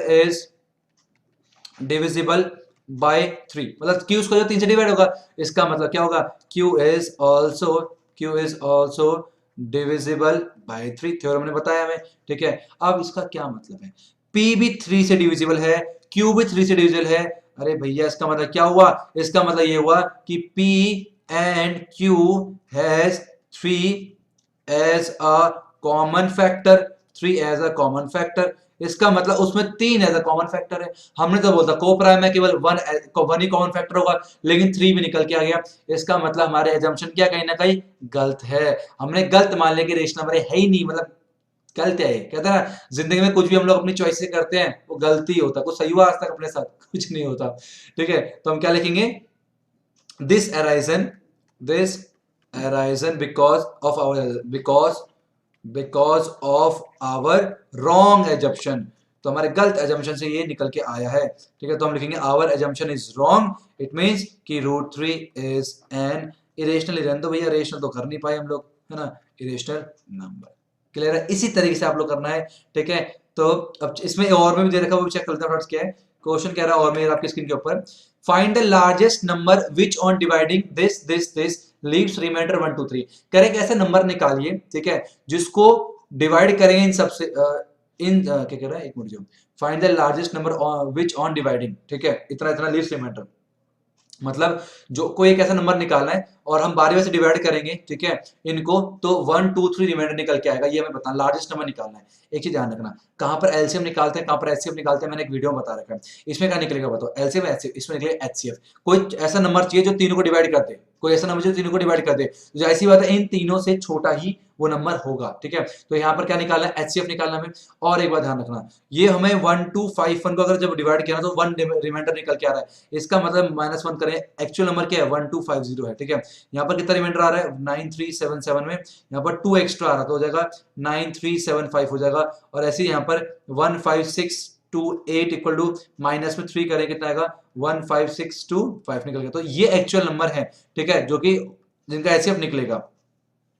तो 1250 अगर हम निकालते हैं कितना निकल के आएगा, जाएगा 2 6 12, ठीक है, 2 4 2 5 30, फिर आएगा 5 से होए 5 125, है ना, और फिर होगा 5 से 25, ठीक है, और 5 से 5 और 5 से 1 आएगा, इसका मतलब 1250 को लिख सकते हैं हम लोग 2 मल्टीप्लाई 5 मल्टीप्लाई 5 मल्टीप्लाई 5 मल्टीप्लाई 5 लिख सकते हैं, ठीक है। ओके, दूसरा क्या है 9375, तो 9375, 3 3 या 9 3 1 जा 3 2 3 5 जा, ठीक है, और 5 से करेंगे 5 31, 5 दूनी 10 25, अब तो हो गया, है ना, तो 5 से 125, 5 से 25, 5 से 5, 5 से 1 1 2 3 4 5, तो आ जाएगा हमारे पास 9375 आ जाएगा। 3 multiply 5 multiply 5 multiply 5 multiply 5 multiply 5, ठीक है। ओके, लास्ट कौन सा बचा? 1315625 हमारे पास ये बचा है। तो 5 3 जा 15 और 5 1 जा 5 5 15 5 5 5 एक मिनट, 5 या 15 5 या 5 1 5 2 10 5 25, ठीक है। उसके बाद 5 से 30 और 2 5, ठीक है। फिर 5 से करेंगे 125 आएगा, फिर 5 से करेंगे 25 निकल के आएगा, फिर 5 से करेंगे 5 आएगा, और फिर 5 से करेंगे 1 आएगा, तो कितना आएगा? 6 निकल के आएगा। तो जगह 15628 में तो 5 मल्टीप्लाई 5 मल्टीप्लाई 5 मल्टीप्लाई 5 मल्टीप्लाई 5 निकल के आ गया, ठीक है। हमें HCF निकालना है, तो HCF मतलब क्या हो, जो तीनों में कॉमन हो, हाईएस्ट कॉमन फैक्टर। तो ये क्या होगा? 5 एक, ठीक है, और ये दूसरा 5 और ये तीसरा 5 और ये चौथा, 4 5 कॉमन है। तो 5 5 5 5 जो कि हो गया 625 इज द लार्जेस्ट नंबर। जब डिवाइड करेंगे बारी बारी से तो रिमाइंडर क्या आएगा? 1 2 3 निकल के आएगा। इस जो भी रिमाइंडर एक्शन है पहले उसको माइनस करना और जो नंबर निकल गया उसका HCF निकालना, वही अपना आंसर होता है इस तरह के क्वेश्चंस का, ठीक है। अब चलते हैं अपने नेक्स्ट क्वेश्चन, ये आपकी स्क्रीन के ऊपर 18। ABC are the interior angles of the triangle ABC show that, ये जो है आपके पास जो कॉम्प्लीमेंट्री एंगल्स 8.3 में वहां से पूछा गया है, जो कि आपके सिलेबस में नहीं है, वहां से रिमूव हो चुका है, तो आपको नहीं करना। नेक्स्ट 19 है आपकी स्क्रीन के ऊपर। In the given figure PQ is a chord, PQ chord दे रखा है ऑफ लेंथ 8 सेंटीमीटर, टोटल कितनी लेंथ इसकी? 8 सेंटीमीटर। रेडियस दे रखा 5। The tangent P and Q intersect at T, P और Q टेंजेंट T पे इंटरसेक्ट कर रहा है, फाइंड TP। हमें TP ये वाली वैल्यू निकालनी है, ठीक है। इसे x मान लेते हैं, क्या मान लिया मैंने? x मान लिया। बहुत शॉर्टकट बता रहा हूं, ध्यान सुनना, शॉर्टकट क्या है इसका ध्यान सुनो। अब ये पॉइंट R दे रखा है, ठीक है, और आपको ये पता होगा हमारे पास ये परपेंडिकुलर होता है, ठीक है। तो ये 5 दे रखा है और ये पूरा हमारे पास क्या है? कॉर्ड है। कॉर्ड में जब ये क्या कर रहा है, बातचीत कर रहा है, ये 4 होगा और ये 4 होगा। तो इस ट्राइंगल के अंदर ये 4 है, ये 5 है, हम OR निकाल सकते हैं, बिल्कुल निकाल सकते हैं। तो in triangle POR using Pythagoras theorem, using Pythagoras theorem, क्या हुआ? पाइथागोरस थ्योरम यूज करने से वो निकल के आया OP का स्क्वायर इक्वल टू आया PR का स्क्वायर प्लस में OR का स्क्वायर। तो OP कितना आ गया? 5 का स्क्वायर इक्वल टू PR, 4 का स्क्वायर प्लस में OR का स्क्वायर, तो होगा 25 माइनस में 16 इक्वल टू OR का स्क्वायर। तो OR का स्क्वायर 9 आ गया और OR कितना आ गया? 3 निकल के आ गया, 3 सेंटीमीटर निकल के आ गया, ठीक है। नेगेटिव तो हो नहीं सकता क्योंकि डिस्टेंस है, क्लियर है तक। अब आपको एक शॉर्टकट तरीका बताता हूँ जिसे सुन के आपको मजा आ जाएगा, झंझट खत्म, ठीक है। यहाँ पर मैं करता हूँ ट्रिग्नोमेट्रिक हाइट डिस्टेंस का इस्तेमाल। इसको थीटा मान लो, ठीक है, थीटा मान सकते हैं। अगर थीटा 9 डिग्री का हुआ, ये परपेंडिकुलर हो गया, बेस हो गया। अगर बात करूं tan थीटा की, तो इन ट्राइंगल अगर POR की बात करूं tan थीटा, तो आप क्या बोलोगे सर? tan का मतलब P अपॉन B, तो P हो गया PR अपॉन B हो गया OR। PR कितना हमारे पास? 4 है और OR कितना निकला? 3, तो 4 अपॉन 3 निकल के आ गया, ठीक है। सिमिलरली इन ट्राइंगल कौन सा? OPT, अगर ये रेडियस है, रेडियस भी तो पॉइंट ऑफ कांटेक्ट टेंजेंट पे परपेंडिकुलर होता है, तो अगर ये थीटा दे रखा, अगर मैं यहाँ पर tan थीटा निकालूं OPT पे, ठीक है, तो क्या बोलोगे सर? P अपॉन B, तो PT अपॉन पे OP, है ना। तो tan थीटा कितना आएगा? tan थीटा आएगा PT अपॉन पे OP निकल के आएगा। PT कितना है? x माना है, OP कितना हमारे पास? OP 5 दे रखा है। ये भी tan थीटा, ये भी tan थीटा, दोनों वैल्यू आपस में बराबर हो गई। इसे क्वेश्चन नंबर 1 मान लो, इसे क्वेश्चन क्या मान लो? 2 मान लो। लिखो फ्रॉम फर्स्ट एंड सेकंड, हो गया। From first and second we get, क्या मिला हम लोग को? कि 4 अपॉन पे 3 इक्वल टू x अपॉन पे 5, क्रॉस मल्टीप्लाई करेंगे, x आ गया 20 अपॉन पे 3। Very simple. इसमें और में दे रखा, वो क्या चेक करते हैं। कह रहा है prove that the opposite side of a quadrilateral circumscribing a circle subtended supplementary angle at the centre of the circle. ये भी काफी इंपॉर्टेंट क्वेश्चन, ये आपके एनसीईआरटी से पूछा गया है 10.2 से। तो कह रहा है ABCD क्या हमारे पास एक क्वाड्रिलेटरल है, और ये बताना कि अगर क्वाड्रिलेटरल में सर्कमस्क्राइबिंग का सर्कल है तो इसके अपोजिट साइड सेंटर पे जो एंगल बना रहे हैं वो सप्लीमेंट्री है। अगर मान लीजिए अगर ये O है, क्या प्रूव करना है हमें? टू प्रूव ये करना है कि एंगल AOB इज प्लस में एंगल COD इक्वल टू 180, ये हम लोग को प्रूफ करना है। बहुत सिंपल है, ठीक है। देखो आप जाओ, देखो एक काम करते हैं, इसे 1 मान लो, इसे 2 मान लो एंगल, ठीक है, इसे 3 मान लो, इसे एंगल 4 मान लो, इसे 5 मान लो, इसे 6 मान लो, इसे 7 मान लो, इसे 8 मान लो, ठीक है। अगर मैं इस दो ट्राइंगल की बात करूं, इसे P मान लिया मैंने, Q मान लिया, इसे R मान लिया, उसमें S मान लिया, ठीक है। तो मैं क्या क्या कर रहा हूं, मैं इन ट्राइंगल, कौन सा triangle? POA and triangle QOA में बात कर रहा हूं, इन दो ट्राइंगल बात कर रहा हूं, ठीक है। अब आपको पता है कि AO कॉमन है, AO इक्वल टू AO, क्या निकल के आएगा? ये आ गया कॉमन, ठीक है। ये भी रेडियस है, ये भी रेडियस है, ठीक है। तो P O equal to O Q Q, क्योंकि रेडियस है, ठीक है, ओके। और अगर ये एक्सटर्नल पॉइंट है, टेंजेंट ओ ए पी भी टेंजेंट है, ए क्यू भी, दोनों की लेंथ बराबर होगी। तो ए पी इक्वल टू क्या हो जाएगा, A Q Q, length of tangent are equal, length of tangent are equal, ठीक है। तो by side side side, by S S S, triangle A POA, triangle POA congruent कर दिया triangle QA से। अगर दोनों ट्राइंगल कॉन्ग्रुएंट है, मतलब एंगल 1 2 के बराबर बाय सीपीसीटी, तो लिख सकते हैं angle 1 equal to angle 2 by CPCT, equation number 1, ठीक है। सिमिलरली जो है 3 4 के बराबर है, 5 6 के बराबर है, 6 और 7 8 के बराबर है। तो यहां पे लिखेंगे सिमिलरली पेन चेंज करो, similarly angle 3 equal to angle 4, equation number 2, ठीक है। Angle 5 equal to angle 6, equation number 4, ठीक है, थर्ड। और angle 7 equal to angle 8, equation number क्या हो जाएगा, 4 हो जाएगा, ठीक है। अच्छा, टोटल सम कितना आता है, ये पूरा सम कितना आएगा, ये टोटल सम आएगा 360। एंगल 1 प्लस में एंगल 2 प्लस में एंगल 3 प्लस में एंगल 4 प्लस में एंगल 5 प्लस में एंगल 6 प्लस में एंगल 7 प्लस में एंगल 8 इक्वल टू 360। इतना क्लियर, ठीक है। अब ध्यान से सुनना, ये सर्कल हटाओ, ये हटाओ, ठीक है, ये हटाओ, ये हटाओ, ध्यान सुनो। मुझे क्या क्या चाहिए, मुझे देखो एओबी चाहिए, एओबी आता है 2 और 3 से, मेरे को ये वाला एंगल चाहिए और ये वाला एंगल चाहिए। तो मतलब मेरे को 2 3 7 6 रखना है, बाकी सब हटाना है।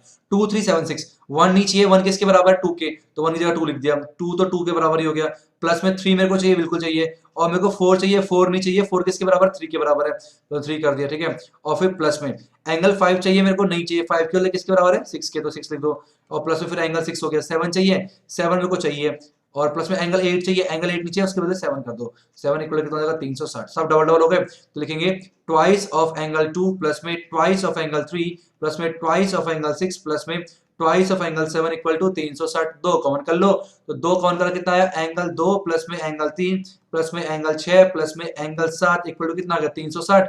अब ये कट कितना, 180 बची पे, ठीक है।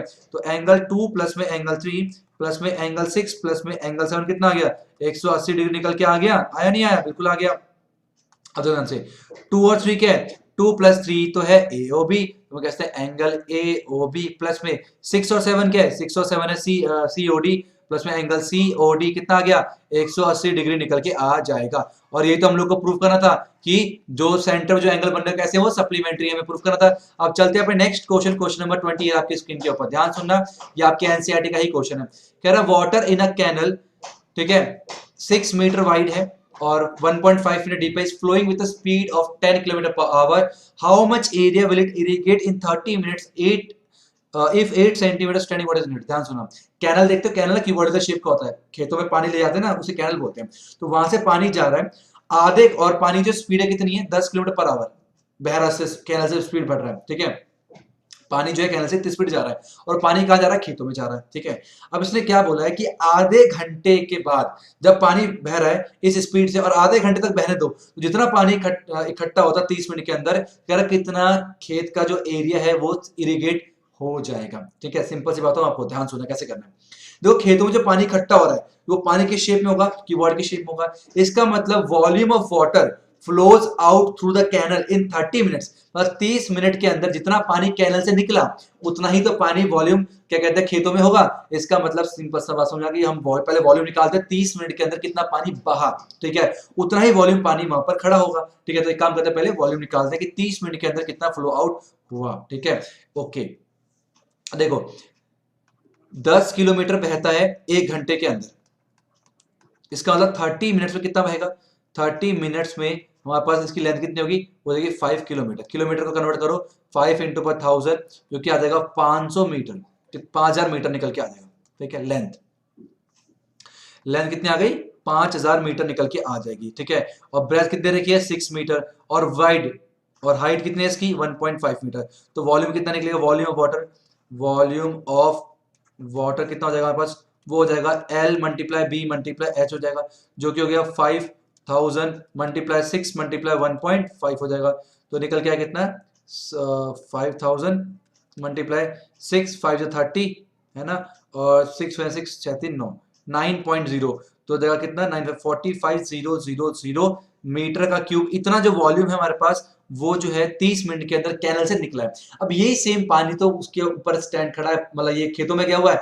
और आपको पता होना चाहिए वॉल्यूम का मतलब क्या होता है, volume of water irrigate, volume of water use in irrigation, ठीक है, इरिगेशन कितना होगा, वॉल्यूम क्या होता है, बेस एरिया, बेस का एरिया इंटू पर हाइट, ये होता है, बताया था मैंने आपको। तो यही वॉल्यूम सेम इसके बराबर है। तो 45000 फ्रॉम बेस एरिया, एरिया हम लोग को निकालना है, बेस एरिया इंटू पर हाइट, कितनी है इसकी, हाइट दे रखा 8 सेंटीमीटर, तो अपॉन पे कितना हो जाएगा, 100 हो जाएगा, ठीक है। तो ये हो जाएगा हमारे पास एरिया इक्वल टू हो जाएगा 45000 मल्टीप्लाई 100 अपॉन में कितना आ गया, 8 निकल के आ जाएगा। अब 8 से कैंसिल करता है, कितना आएगा, अब 8 से एक काम करता है, 125 इंटू 1000 कितना होता है, 8 5 40 4 16 4 20 8, ठीक है। एक काम करते हो गया एरिया, इसे लिख सकते हैं हम लोग कैसे, 4500 इंटू पर 1000 कर दो से अपॉन पे 8, और ये कट जाए कितनी बार में, 125 बार में, ठीक है। तो जाएगा एरिया इक्वल हो जाएगा 4500 मल्टीप्लाई 125, तो 125 को 45 से करो, 125 को 45 से करो, ठीक है। 5 5 25, 5 दूनी 10 11 12, 5 1 5 और 1 6, 125 चौके कितना होता है, 5 चौके 20, 4 दूनी 8 9 10, 4 कम 4 5, 5 2 5 6, तो आएगा 5 6 2 5 0 0 सेंटीमीटर का स्क्वायर, ये एरिया निकल के आएगा। इसे आप हेक्टेयर में कन्वर्ट भी कर सकते हो, तो हेक्टेयर में आएगा 56.20, वैसे रहने दो, इसमें भी आंसर आपको मिल जाएगा। तो एरिया कितना आ गया, 562,500 मीटर स्क्वायर, इतना एरिया जो है इरिगेट हो जाएगा। नेक्स्ट चलते हैं 21 ईयर आपकी स्क्रीन के ऊपर, कह रहा a class teacher has to following absentee record of 40 student of a class for a whole term, find the mean number of a days of student was absent, ठीक है, mean निकालना है, simple सी बात है। तो मीन निकालेंगे हम लोग डायरेक्ट मेथड से यहाँ पर, ठीक है। और डायरेक्ट मीन निकालेंगे हमारे पास बेसिकली अभी दो मेथड है, एक तो डायरेक्ट मेथड है और दूसरा हमारे पास एज्यूम इन मेथड, तीन हुआ करते थे। एक था स्टेप डेरिवेशन मेथड, वो डिलीट हो चुका है। अगर आपको इसमें पूरी प्रॉब्लम, किसी चीज में प्रॉब्लम है, चैप्टर 14 में मीन में, मोड में, मीडियम में, सारे चीज को मैंने बहुत अच्छी तरीके से बना के जो वीडियो अपलोड कर रखी कैनिकल के प्लेटफॉर्म में, बहुत बच्चों ने पसंद करी। आप जाकर उस वीडियो को देखो, आपको सारे कॉन्सेप्ट से क्लियर हो जाएंगे, ठीक है। जिनको आता है उसकी तो बात ही अलग है ना। तो हम निकालेंगे डायरेक्ट मेथड से। तो डायरेक्ट मेथड में मीन कैसे निकालते हैं, वो था sigma of F I x I upon पे सिग्मा ऑफ एफ आई, ऐसे निकालते हैं, ठीक है। अब पहले एक काम करते हैं, पहले एक्स आई निकालते हैं। एक्स आई कैसे निकालते हैं, एक्स आई हमारे पास होता है upper limit plus lower limit, क्या होता है, अपर लिमिट प्लस में लोअर लिमिट अपॉन पे 2, ये होता है एक्स की वैल्यू। इसे बोलते हैं लोअर लिमिट, इसे बोलते हैं अपर लिमिट। तो दोनों को जोड़ के आधा करना है, तो कितना निकल के आएगा हमारे पास, ये 6 का आधा कितना, 3 हो गया। 12 और 6 कितना हो गया, 18 का आधा कितना हो गया, 9 हो गया, ठीक है। 18 और कितना हो गया, 15 निकल के आ जाएगा, ठीक है।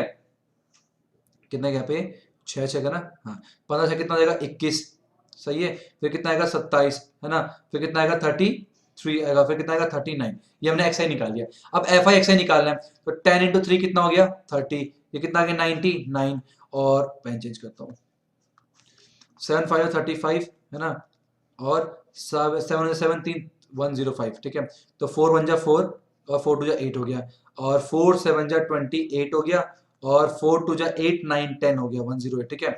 और हो गया 99 हो जाएगा, और 39 हो जाएगा, इस तरह से निकल के आएगा। अब सिग्मा ऑफ एफ एक्स आई का मतलब होता है कि एफ आई एक्स आई को टोटल करना, टोटल करते हैं फटाफट से, 9 9 18, ठीक है। 9 9 कितना हो गया 18, और 18 और 27 हो गया, 27 और 27 हो गए, 27 और 5 कितने हो गए, 27 और 5 हो गए 32, 32 और 4 कितने हो गए, वो हो गए 36, और 8 44, ठीक है। एक बार चेक कर लो यार फिर से ना, फिर गड़बड़ हो जाएगी तो दिक्कत देगा, फिर इसे हटाओ, एक बार लास्ट लो चेक करते, ठीक है, बस एक बार लास्ट लो। 9 दूनी 18, 3 27 हो गया, ठीक है। 27 और 5 कितने हो गए 32, 32 और 4 36, 36 और 8 कितने हो गए 44, तो 4 ऊपर गया 4 नीचे आया, ठीक है। अब 4 3 7, ठीक है, और 7 7 14 15 16, 16 और 8 24, 24 और 9 कितने हो गए 24 और 9 33, और 33 और 36, 3 और 6 आया, ठीक है। और 3 4 5 564 निकल के आए, और ये कितना हमारे पास, ये टोटल हमारे पास है निकल से 40 दे रखा है, क्योंकि 40 स्टूडेंट है। तो कितना आंसर आएगा हमारे पास 564 अपॉन पे 40 निकल के आएगा, ठीक है। चेक करो 4 से कट रहा है, 4 एकम 4 4 कट जाएगा, ठीक है। 4 1 जा 4, बचा 4 4 16, 4 1 4 अपॉन में 10 आ गया 14.1। 14.1 जो है ये हमारे पास निकल के आया कितना, 14.1 निकल के आएगा, क्या मीन निकल के आएगा। क्लियर है, एक बार चेक करो। ठीक है, हाँ ठीक है। अब चलते हैं अपने लास्ट क्वेश्चन सेक्शन के 22, ये आपकी स्क्रीन के ऊपर कह रहा अ कार हैज 2 वाइपर, एक कार है उसके बाद 2 वाइपर है जो कि ओवरलैप नहीं होते हैं। ठीक है, तो इस तरह से मान लो एक वाइपर ये मान लो, एक वाइपर ये मान लो। ठीक है, लेंथ दे रखी है 21 लेंथ दे रखी है। ठीक है, ये स्वीप कर रहे हैं तो ये एक स्वाइप में यहाँ जाएगा, एक स्वाइप में यहाँ जाएगा। ठीक है, और ये कह रहे हैं एंगल कितना बनाते हैं 120 डिग्री का, तो ये जो एंगल बन रहा है 120 डिग्री का, ये भी कितना बन रहा है 120 डिग्री का बन रहा है। कह रहा है कितना एरिया क्लीन करेगा, तो ये क्या सेक्टर बनना है, तो एरिया सेक्टर निकालना है। ठीक है, तो हम लिखेंगे यहाँ पर कि एरिया क्लीन कितना निकल के आएगा, वो आएगा 2 मल्टीप्लाई में एरिया ऑफ सेक्टर कितना, थीटा अपॉन पे 360 मल्टीप्लाई बाय पाई आर का स्क्वायर निकल के आएगा। ठीक है, तो 2 इंटू थीटा कितना है 120 अपॉन पे 360 मल्टीप्लाई पाई आर का स्क्वायर, 20 अपॉन 7 आर का स्क्वायर, आर कितना आ 21 मल्टीप्लाई बाय 21 है। ठीक है, अब करते सॉल्व से, इसे खत्म 12 का 12 बातें 36 और 3 सत्ते 21, 7 से 7 खत्म, ये कितना आ गया हमारे पास 44 मल्टीप्लाई बाय 21। ठीक है, तो 21 4 जा कितना होता है 84। सही कर रहा हूँ नहीं कर रहा, 4 कम 4, हाँ 84 होता है, 84 होता है। और 21 4 जा 84, 84 में 8 ऐड कर कितना आएगा 92 है ना। तो 924 सेंटीमीटर का स्क्वायर जो है इतना एरिया वो ईच स्वीप में साफ करेंगे। अब हम चलते हैं अपने नेक्स्ट सेक्शन, सेक्शन डी की तरफ। तो सेक्शन डी में हमारे पास है 23 से 30 क्वेश्चन, 4 मार्क्स से हमारे पास है। 23वां क्वेश्चन कह रहा है a pole has to be erected at a point of the boundary of a circular path of diameter 13 meter in such a way that the difference of its distance from two diametrically opposite fixed gate A and B on the boundary is 7 meter. Is it possible to do so? If yes, at what distance from the gate should the pole to be erected? ठीक है, यहाँ पर क्या बोला गया है कि दो ना गेट दे रखे हैं, एक तो गेट ए है और एक गेट दे रखा है उनको बी।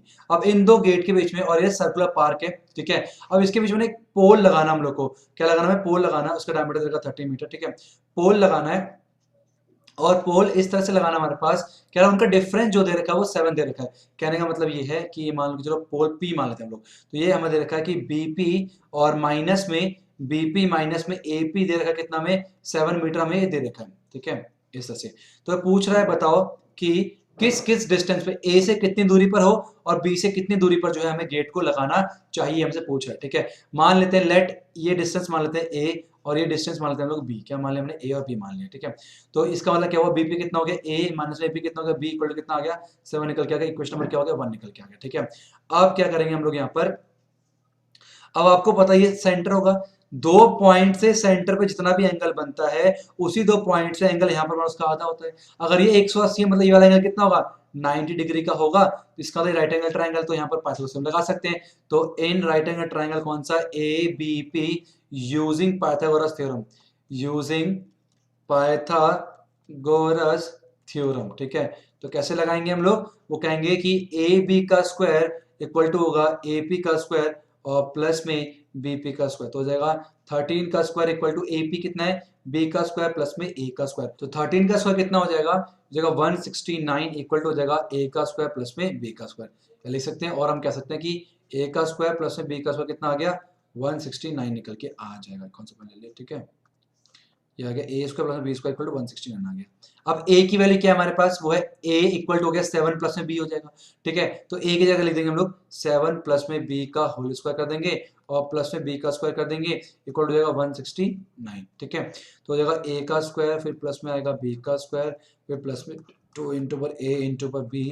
ठीक है, और प्लस में बी का स्क्वायर कितना हो गया 169। ठीक है, तो 49 प्लस में बी का स्क्वायर प्लस में 14 बी और प्लस में बी का स्क्वायर इक्वल हो जाएगा 169। तो बी का स्क्वायर कितना हो जाएगा 2 बी का स्क्वायर प्लस में 14 बी और प्लस में 49 माइनस से 169 इक्वल टू 0 हो जाएगा। 2 बी का स्क्वायर प्लस में 14 बी कितना आएगा, ये 9 में से 9 आ गया 0 आ गया, 6 में से आ गया 2 माइनस 120 इक्वल टू 0 हो गया। ठीक है, अब हम 2 कॉमन कर लेंगे तो b का स्क्वायर प्लस में 7b माइनस में 60 इक्वल टू 0 हो जाएगा। ठीक है, तो अगर ये 2 0 हो जाएगा, प्लस में 7b माइनस में 60 इक्वल टू 0। तो ये बन गया हमारे पास क्या, क्वाड्रेटिक इक्वेशन हमारे पास बन चुका है। इसको हम लोग सॉल्व कर लेंगे।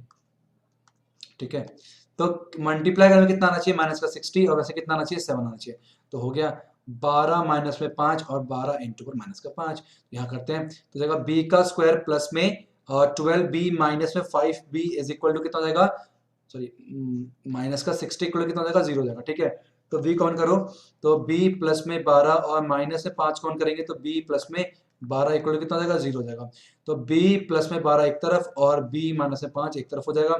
ये तो नेगेटिव आएगा और लेंथ कभी नेगेटिव होती नहीं है, तो b कितना आ गया, 5 निकल के आ गया। तो b की वैल्यू 5 आ गया, तो a कितना आ जाएगा, a आ जाएगा 7 प्लस में 5 और कितना आ गया 12 निकल, 7 में कितना 12 निकल के आ गया। इसका मतलब b कितना आ गया, 5 आ गया, और a कितना आ गया, 12 निकल के आ गया। ठीक है, तो डिस्टेंस तो डिस्टेंस जो होना चाहिए, a से डिस्टेंस 5 मीटर का और b से होना चाहिए 12 मीटर का, तो वहां पर गेट आराम से लग जाएगा। और आना भी था, अगर राइट एंगल ट्रायंगल है ये 13, तो ये 5 और 12 निकल के आना ही था। चलते नेक्स्ट क्वेश्चन 24, ये आपकी स्क्रीन के ऊपर। ठीक है, कह रहा if m times the mth term, तो m times the m term of an arithmetic equal to n times the n terms. ठीक है, show that m plus n term of an AP 0। क्या शो करना है, to show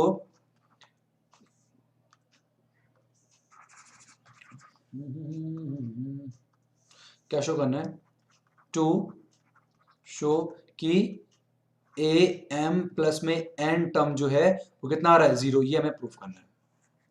ठीक है, यह इसका मतलब है कि ए प्लस में एम प्लस में N minus 1 is equal into पर डी इज इक्वल टू 0, ये हम लोग को प्रूफ करना है, मान के चलो। ठीक है, अब इसको देखो, अब m इंटू ए एम हो गया, तो ए एम का मतलब कितना हो गया, a प्लस में m माइनस 1 इंटू पर डी हो गया। ठीक है, और इक्वल कितना हो जाएगा, n इंटू पर हो जाएगा a प्लस में n माइनस 1 इंटू पर डी हो जाएगा। ठीक है, इस तरह से क्लियर ना तक, ये हो जाएगा m इंटू पर a प्लस में एम डी माइनस में डी इक्वल हो जाएगा a n, सॉरी n को अभी अंदर रहने दो, खा लो,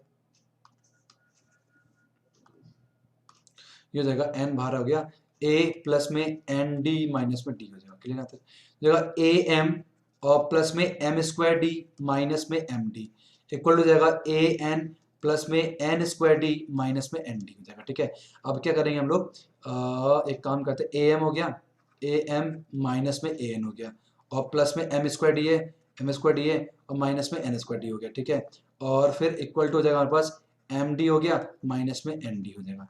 तो अब यहाँ पर क्या करेंगे हम लोग, ए कॉमन करते हैं, ए कॉमन क्या आएगा, एम माइनस में एन आ गया, और यहाँ पर डी कॉमन करते हैं तो कितना आएगा, एम स्क्वायर माइनस में एन स्क्वायर, तो एक बार प्लस में लिखते हैं और एक बार माइनस में लिख दिया। ठीक है, इक्वल टू यहाँ पर डी कॉमन करते कितना आएगा, एम माइनस में एन आ गया। ठीक है, यहाँ पर एक काम, यहाँ भी एम माइनस वन, यहाँ भी क्या है, तो कॉमन कर लेते हैं, एम माइनस वन को कॉमन करेंगे, कितना निकल के आएगा, आएगा ए प्लस में एम प्लस में एन इंटू पर डी निकल के आएगा, इक्वल टू कितना आएगा, और d इंटू पर m माइनस में n निकल के आ गया। इससे पहले खत्म हो गई, क्या निकल के आ गया, a प्लस में m प्लस में n इंटू पर d इक्वल टू डी, ये d यहाँ पर माइनस का d, तो a प्लस में m प्लस में n इंटू पर d माइनस में d इक्वल टू 0, यहाँ पर d कॉमन कर लेते हैं, तो a प्लस में आ गया हमारे पास कितना, m प्लस में n, इसका माइनस का 1 इंटू पर d इक्वल टू 0 निकल के आ गया। और इसका मतलब क्या हुआ, इसका मतलब हुआ a m प्लस में n इक्वल टू पर 0, और ये हमें प्रूफ करना था, हैंस प्रूफ हो गया। देखो ध्यान से, क्लियर है। इसका और में एक और पार्ट था, वो देख चेक करते हैं। 25 ईयर आपके स्क्रीन पर कह रहा है, the sum of first three term of an first three number in an AP is 18। तो 3 नंबर जो एपी में वो इसका सम 18 आ रहा है। ठीक है, मैंने आपको कहा था एपी कैसे माननी पड़ेगी, एपी हम लोग मानेंगे इसमें ए माइनस में डी कॉमा ए प्लस में डी माना, तो ये 3 नंबर मान लिया मैंने एपी के, इनका सम कितना देखा है, सम देखा 18, मतलब ए माइनस में डी प्लस में ए प्लस में a प्लस में d जो है वो कितना आ गया, 18 हो गया, तो d से d खत्म हो गया, तो 3a इक्वल टू 18 आ गया, और a कितना आ गया, 6 निकल के आ गया, a कितना 6 आ गया। अब कह रहे हैं the product of first and the third term is, first और थर्ड का प्रोडक्ट, मतलब a माइनस में d इंटू पर a प्लस में d, प्रोडक्ट जो है equal to 5 times the common difference, तो 5 टाइम्स द डिफरेंस। ठीक है, अब a है इधर का 6, तो 6 माइनस में a और आ गया 6 प्लस में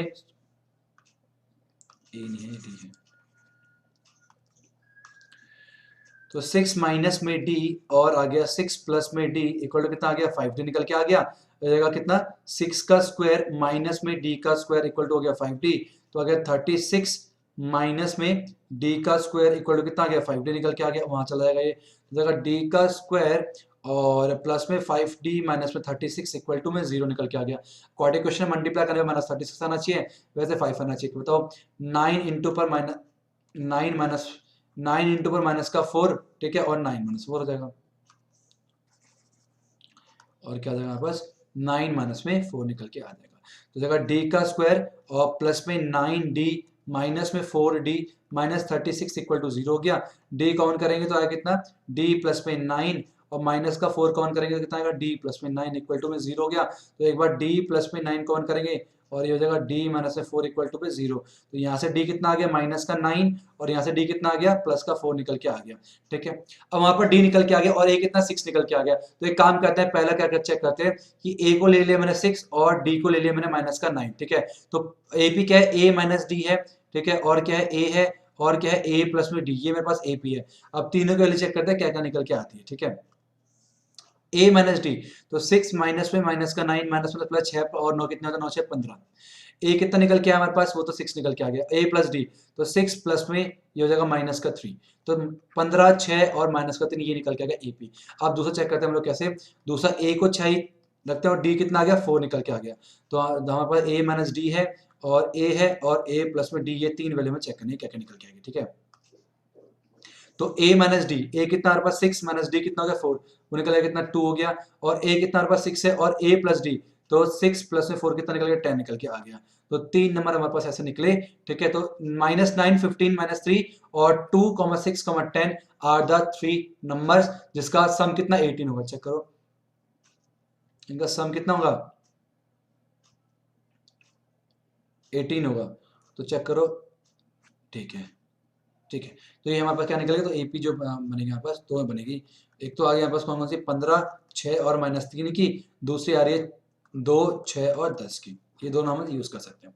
चलते नेक्स्ट क्वेश्चन, क्वेश्चन नंबर 25 आपकी स्क्रीन के ऊपर कह रहा है construct a triangle ABC with side this this this, और ट्राइंगल कंस्ट्रक्शन रिमूव हो गया 11.1 में, केवल क्वेश्चन नंबर 1 करना है, उसके बाद का ट्राइंगल कॉन्सेप्ट आपके 30% रिडक्शन में रिमूव हो गया, तो ये में नहीं करना। नेक्स्ट 26 ईयर आपकी स्क्रीन के ऊपर कह रहा है इन the given figure a decorative block is shown which is made of two solid, a cube and a hemisphere. The base of the block is a cube is at 6 centimeter and hemisphere fixed on the top इतना। Find the total surface area। तो पहला करते हैं हम लोग total surface area, आपको पता है कैसे निकालना है इसे, ठीक है। तो टोटल सरफेस एरिया क्या होगा बताओ, तो वो होगा, देखो ध्यान से, पहले तो ये होगा कि सरफेस एरिया ऑफ क्यूब, ठीक है, और प्लस में curved surface area of hemisphere, hemisphere, ठीक है। तो क्यूब का पूरा आ गया, हेमिस्फीयर का ऊपर का ये पोर्शन आ गया और ये पूरा का पूरा आ गया, लेकिन लेकिन लेकिन यहाँ पर हेमिस्फीयर जिसके ऊपर टिका हुआ है ना, वो पोर्शन नहीं दिख रहा, तो सरफेस एरिया का मतलब वो तो माइनस करना पड़ेगा हमें, ऊपर से हेमिस्फीयर दिखा नीचे क्यूब दिख रहा है, वो एरिया माइनस करना पड़ेगा, मतलब बेस एरिया ऑफ क्या हेमिस्फीयर, तो मतलब माइनस में पाई आर स्क्वायर में करना पड़ेगा, ठीक है। सरफेस एरिया ऑफ क्यूब क्या होता है, वो होता है 6a का स्क्वायर प्लस में हेमिस्फीयर कितना होता है 2 पाई आर का स्क्वायर, ये हो गया पाई आर का स्क्वायर, तो जो कि आ गया हमारे पास 6a का स्क्वायर और प्लस में आ गया पाई आर का स्क्वायर। वैल्यू को फटाफट से यहाँ पर पुट करते हैं, आंसर निकाल लेते हैं। 6 इंटू ए का स्क्वायर, ए कितना हमारे पास 6 दे रखा, तो 6 का स्क्वायर हो गया, प्लस में पाई कितना 22.7 इंटू आर का स्क्वायर, रेडियस कितना है, रेडियस दे रखा कितना, डायमीटर दे रखा 4.2, रेडियस कितना हो गया 2.1 हो गया, तो आ गया 2.1 मल्टीप्लाई 2.1, ठीक है। तो जाएगा 6 36 मल्टीप्लाई बाय 36 और प्लस में 7 3 0.3 हो गया, तो 6.6 और मल्टीप्लाई बाय 2.1 हो गया, ठीक है। तो ये चेक करते कितना आएगा हमारे पास,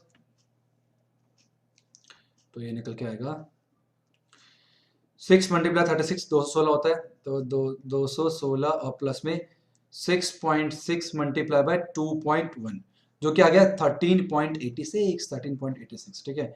तो ऐड करना किसने में 216 पे, तो आएगा 2 to 9.86, तो 2 to 9.86 सेंटीमीटर का square is the total surface area of the solid. बोले तो कोई दिक्कत की बात नहीं है। नेक्स्ट क्वेश्चन पूछा एक और, the volume of the block form, इसका वॉल्यूम कितना होगा। देखो सिंपल सा वॉल्यूम की बात होती है तो वॉल्यूम की बात होती है कैपेसिटी, तो उसमें सरफेस के एरिया से कोई मतलब नहीं है। ऊपर क्या अपने पास बताओ, ऊपर क्या अपने पास, ऊपर अपने पास है हेमिस्फीयर, तो हेमिस्फीयर का वॉल्यूम, और नीचे क्या हमारे पास क्यूब है, तो क्यूब है तो क्यूब का वॉल्यूम, तो टोटल वॉल्यूम जो आएगा वो कितना आएगा टोटल वॉल्यूम जो निकल के आएगा वो आएगा वॉल्यूम ऑफ हेमिस्फीयर प्लस में वॉल्यूम ऑफ क्या क्यूब निकल के आ जाएगा। तो वॉल्यूम हेमिस्फीयर कितना होता है 2/3 पाई आर का क्यूब और वॉल्यूम क्यूब होता है ए का क्यूब होता है, ठीक है। तो 2/3 मल्टीप्लाई 22/7 इंटू पर आर का क्यूब, तो 2.1 का क्यूब है ना, और प्लस में ए का क्यूब, तो 6 का क्यूब हमारे पास निकल के आ जाएगा। तो हो जाएगा आपको कितना, कौन होता तो आ गया 3 multiply 2 multiply 22 multiply 2.1 multiply 2.1 multiply 2.1, ठीक है।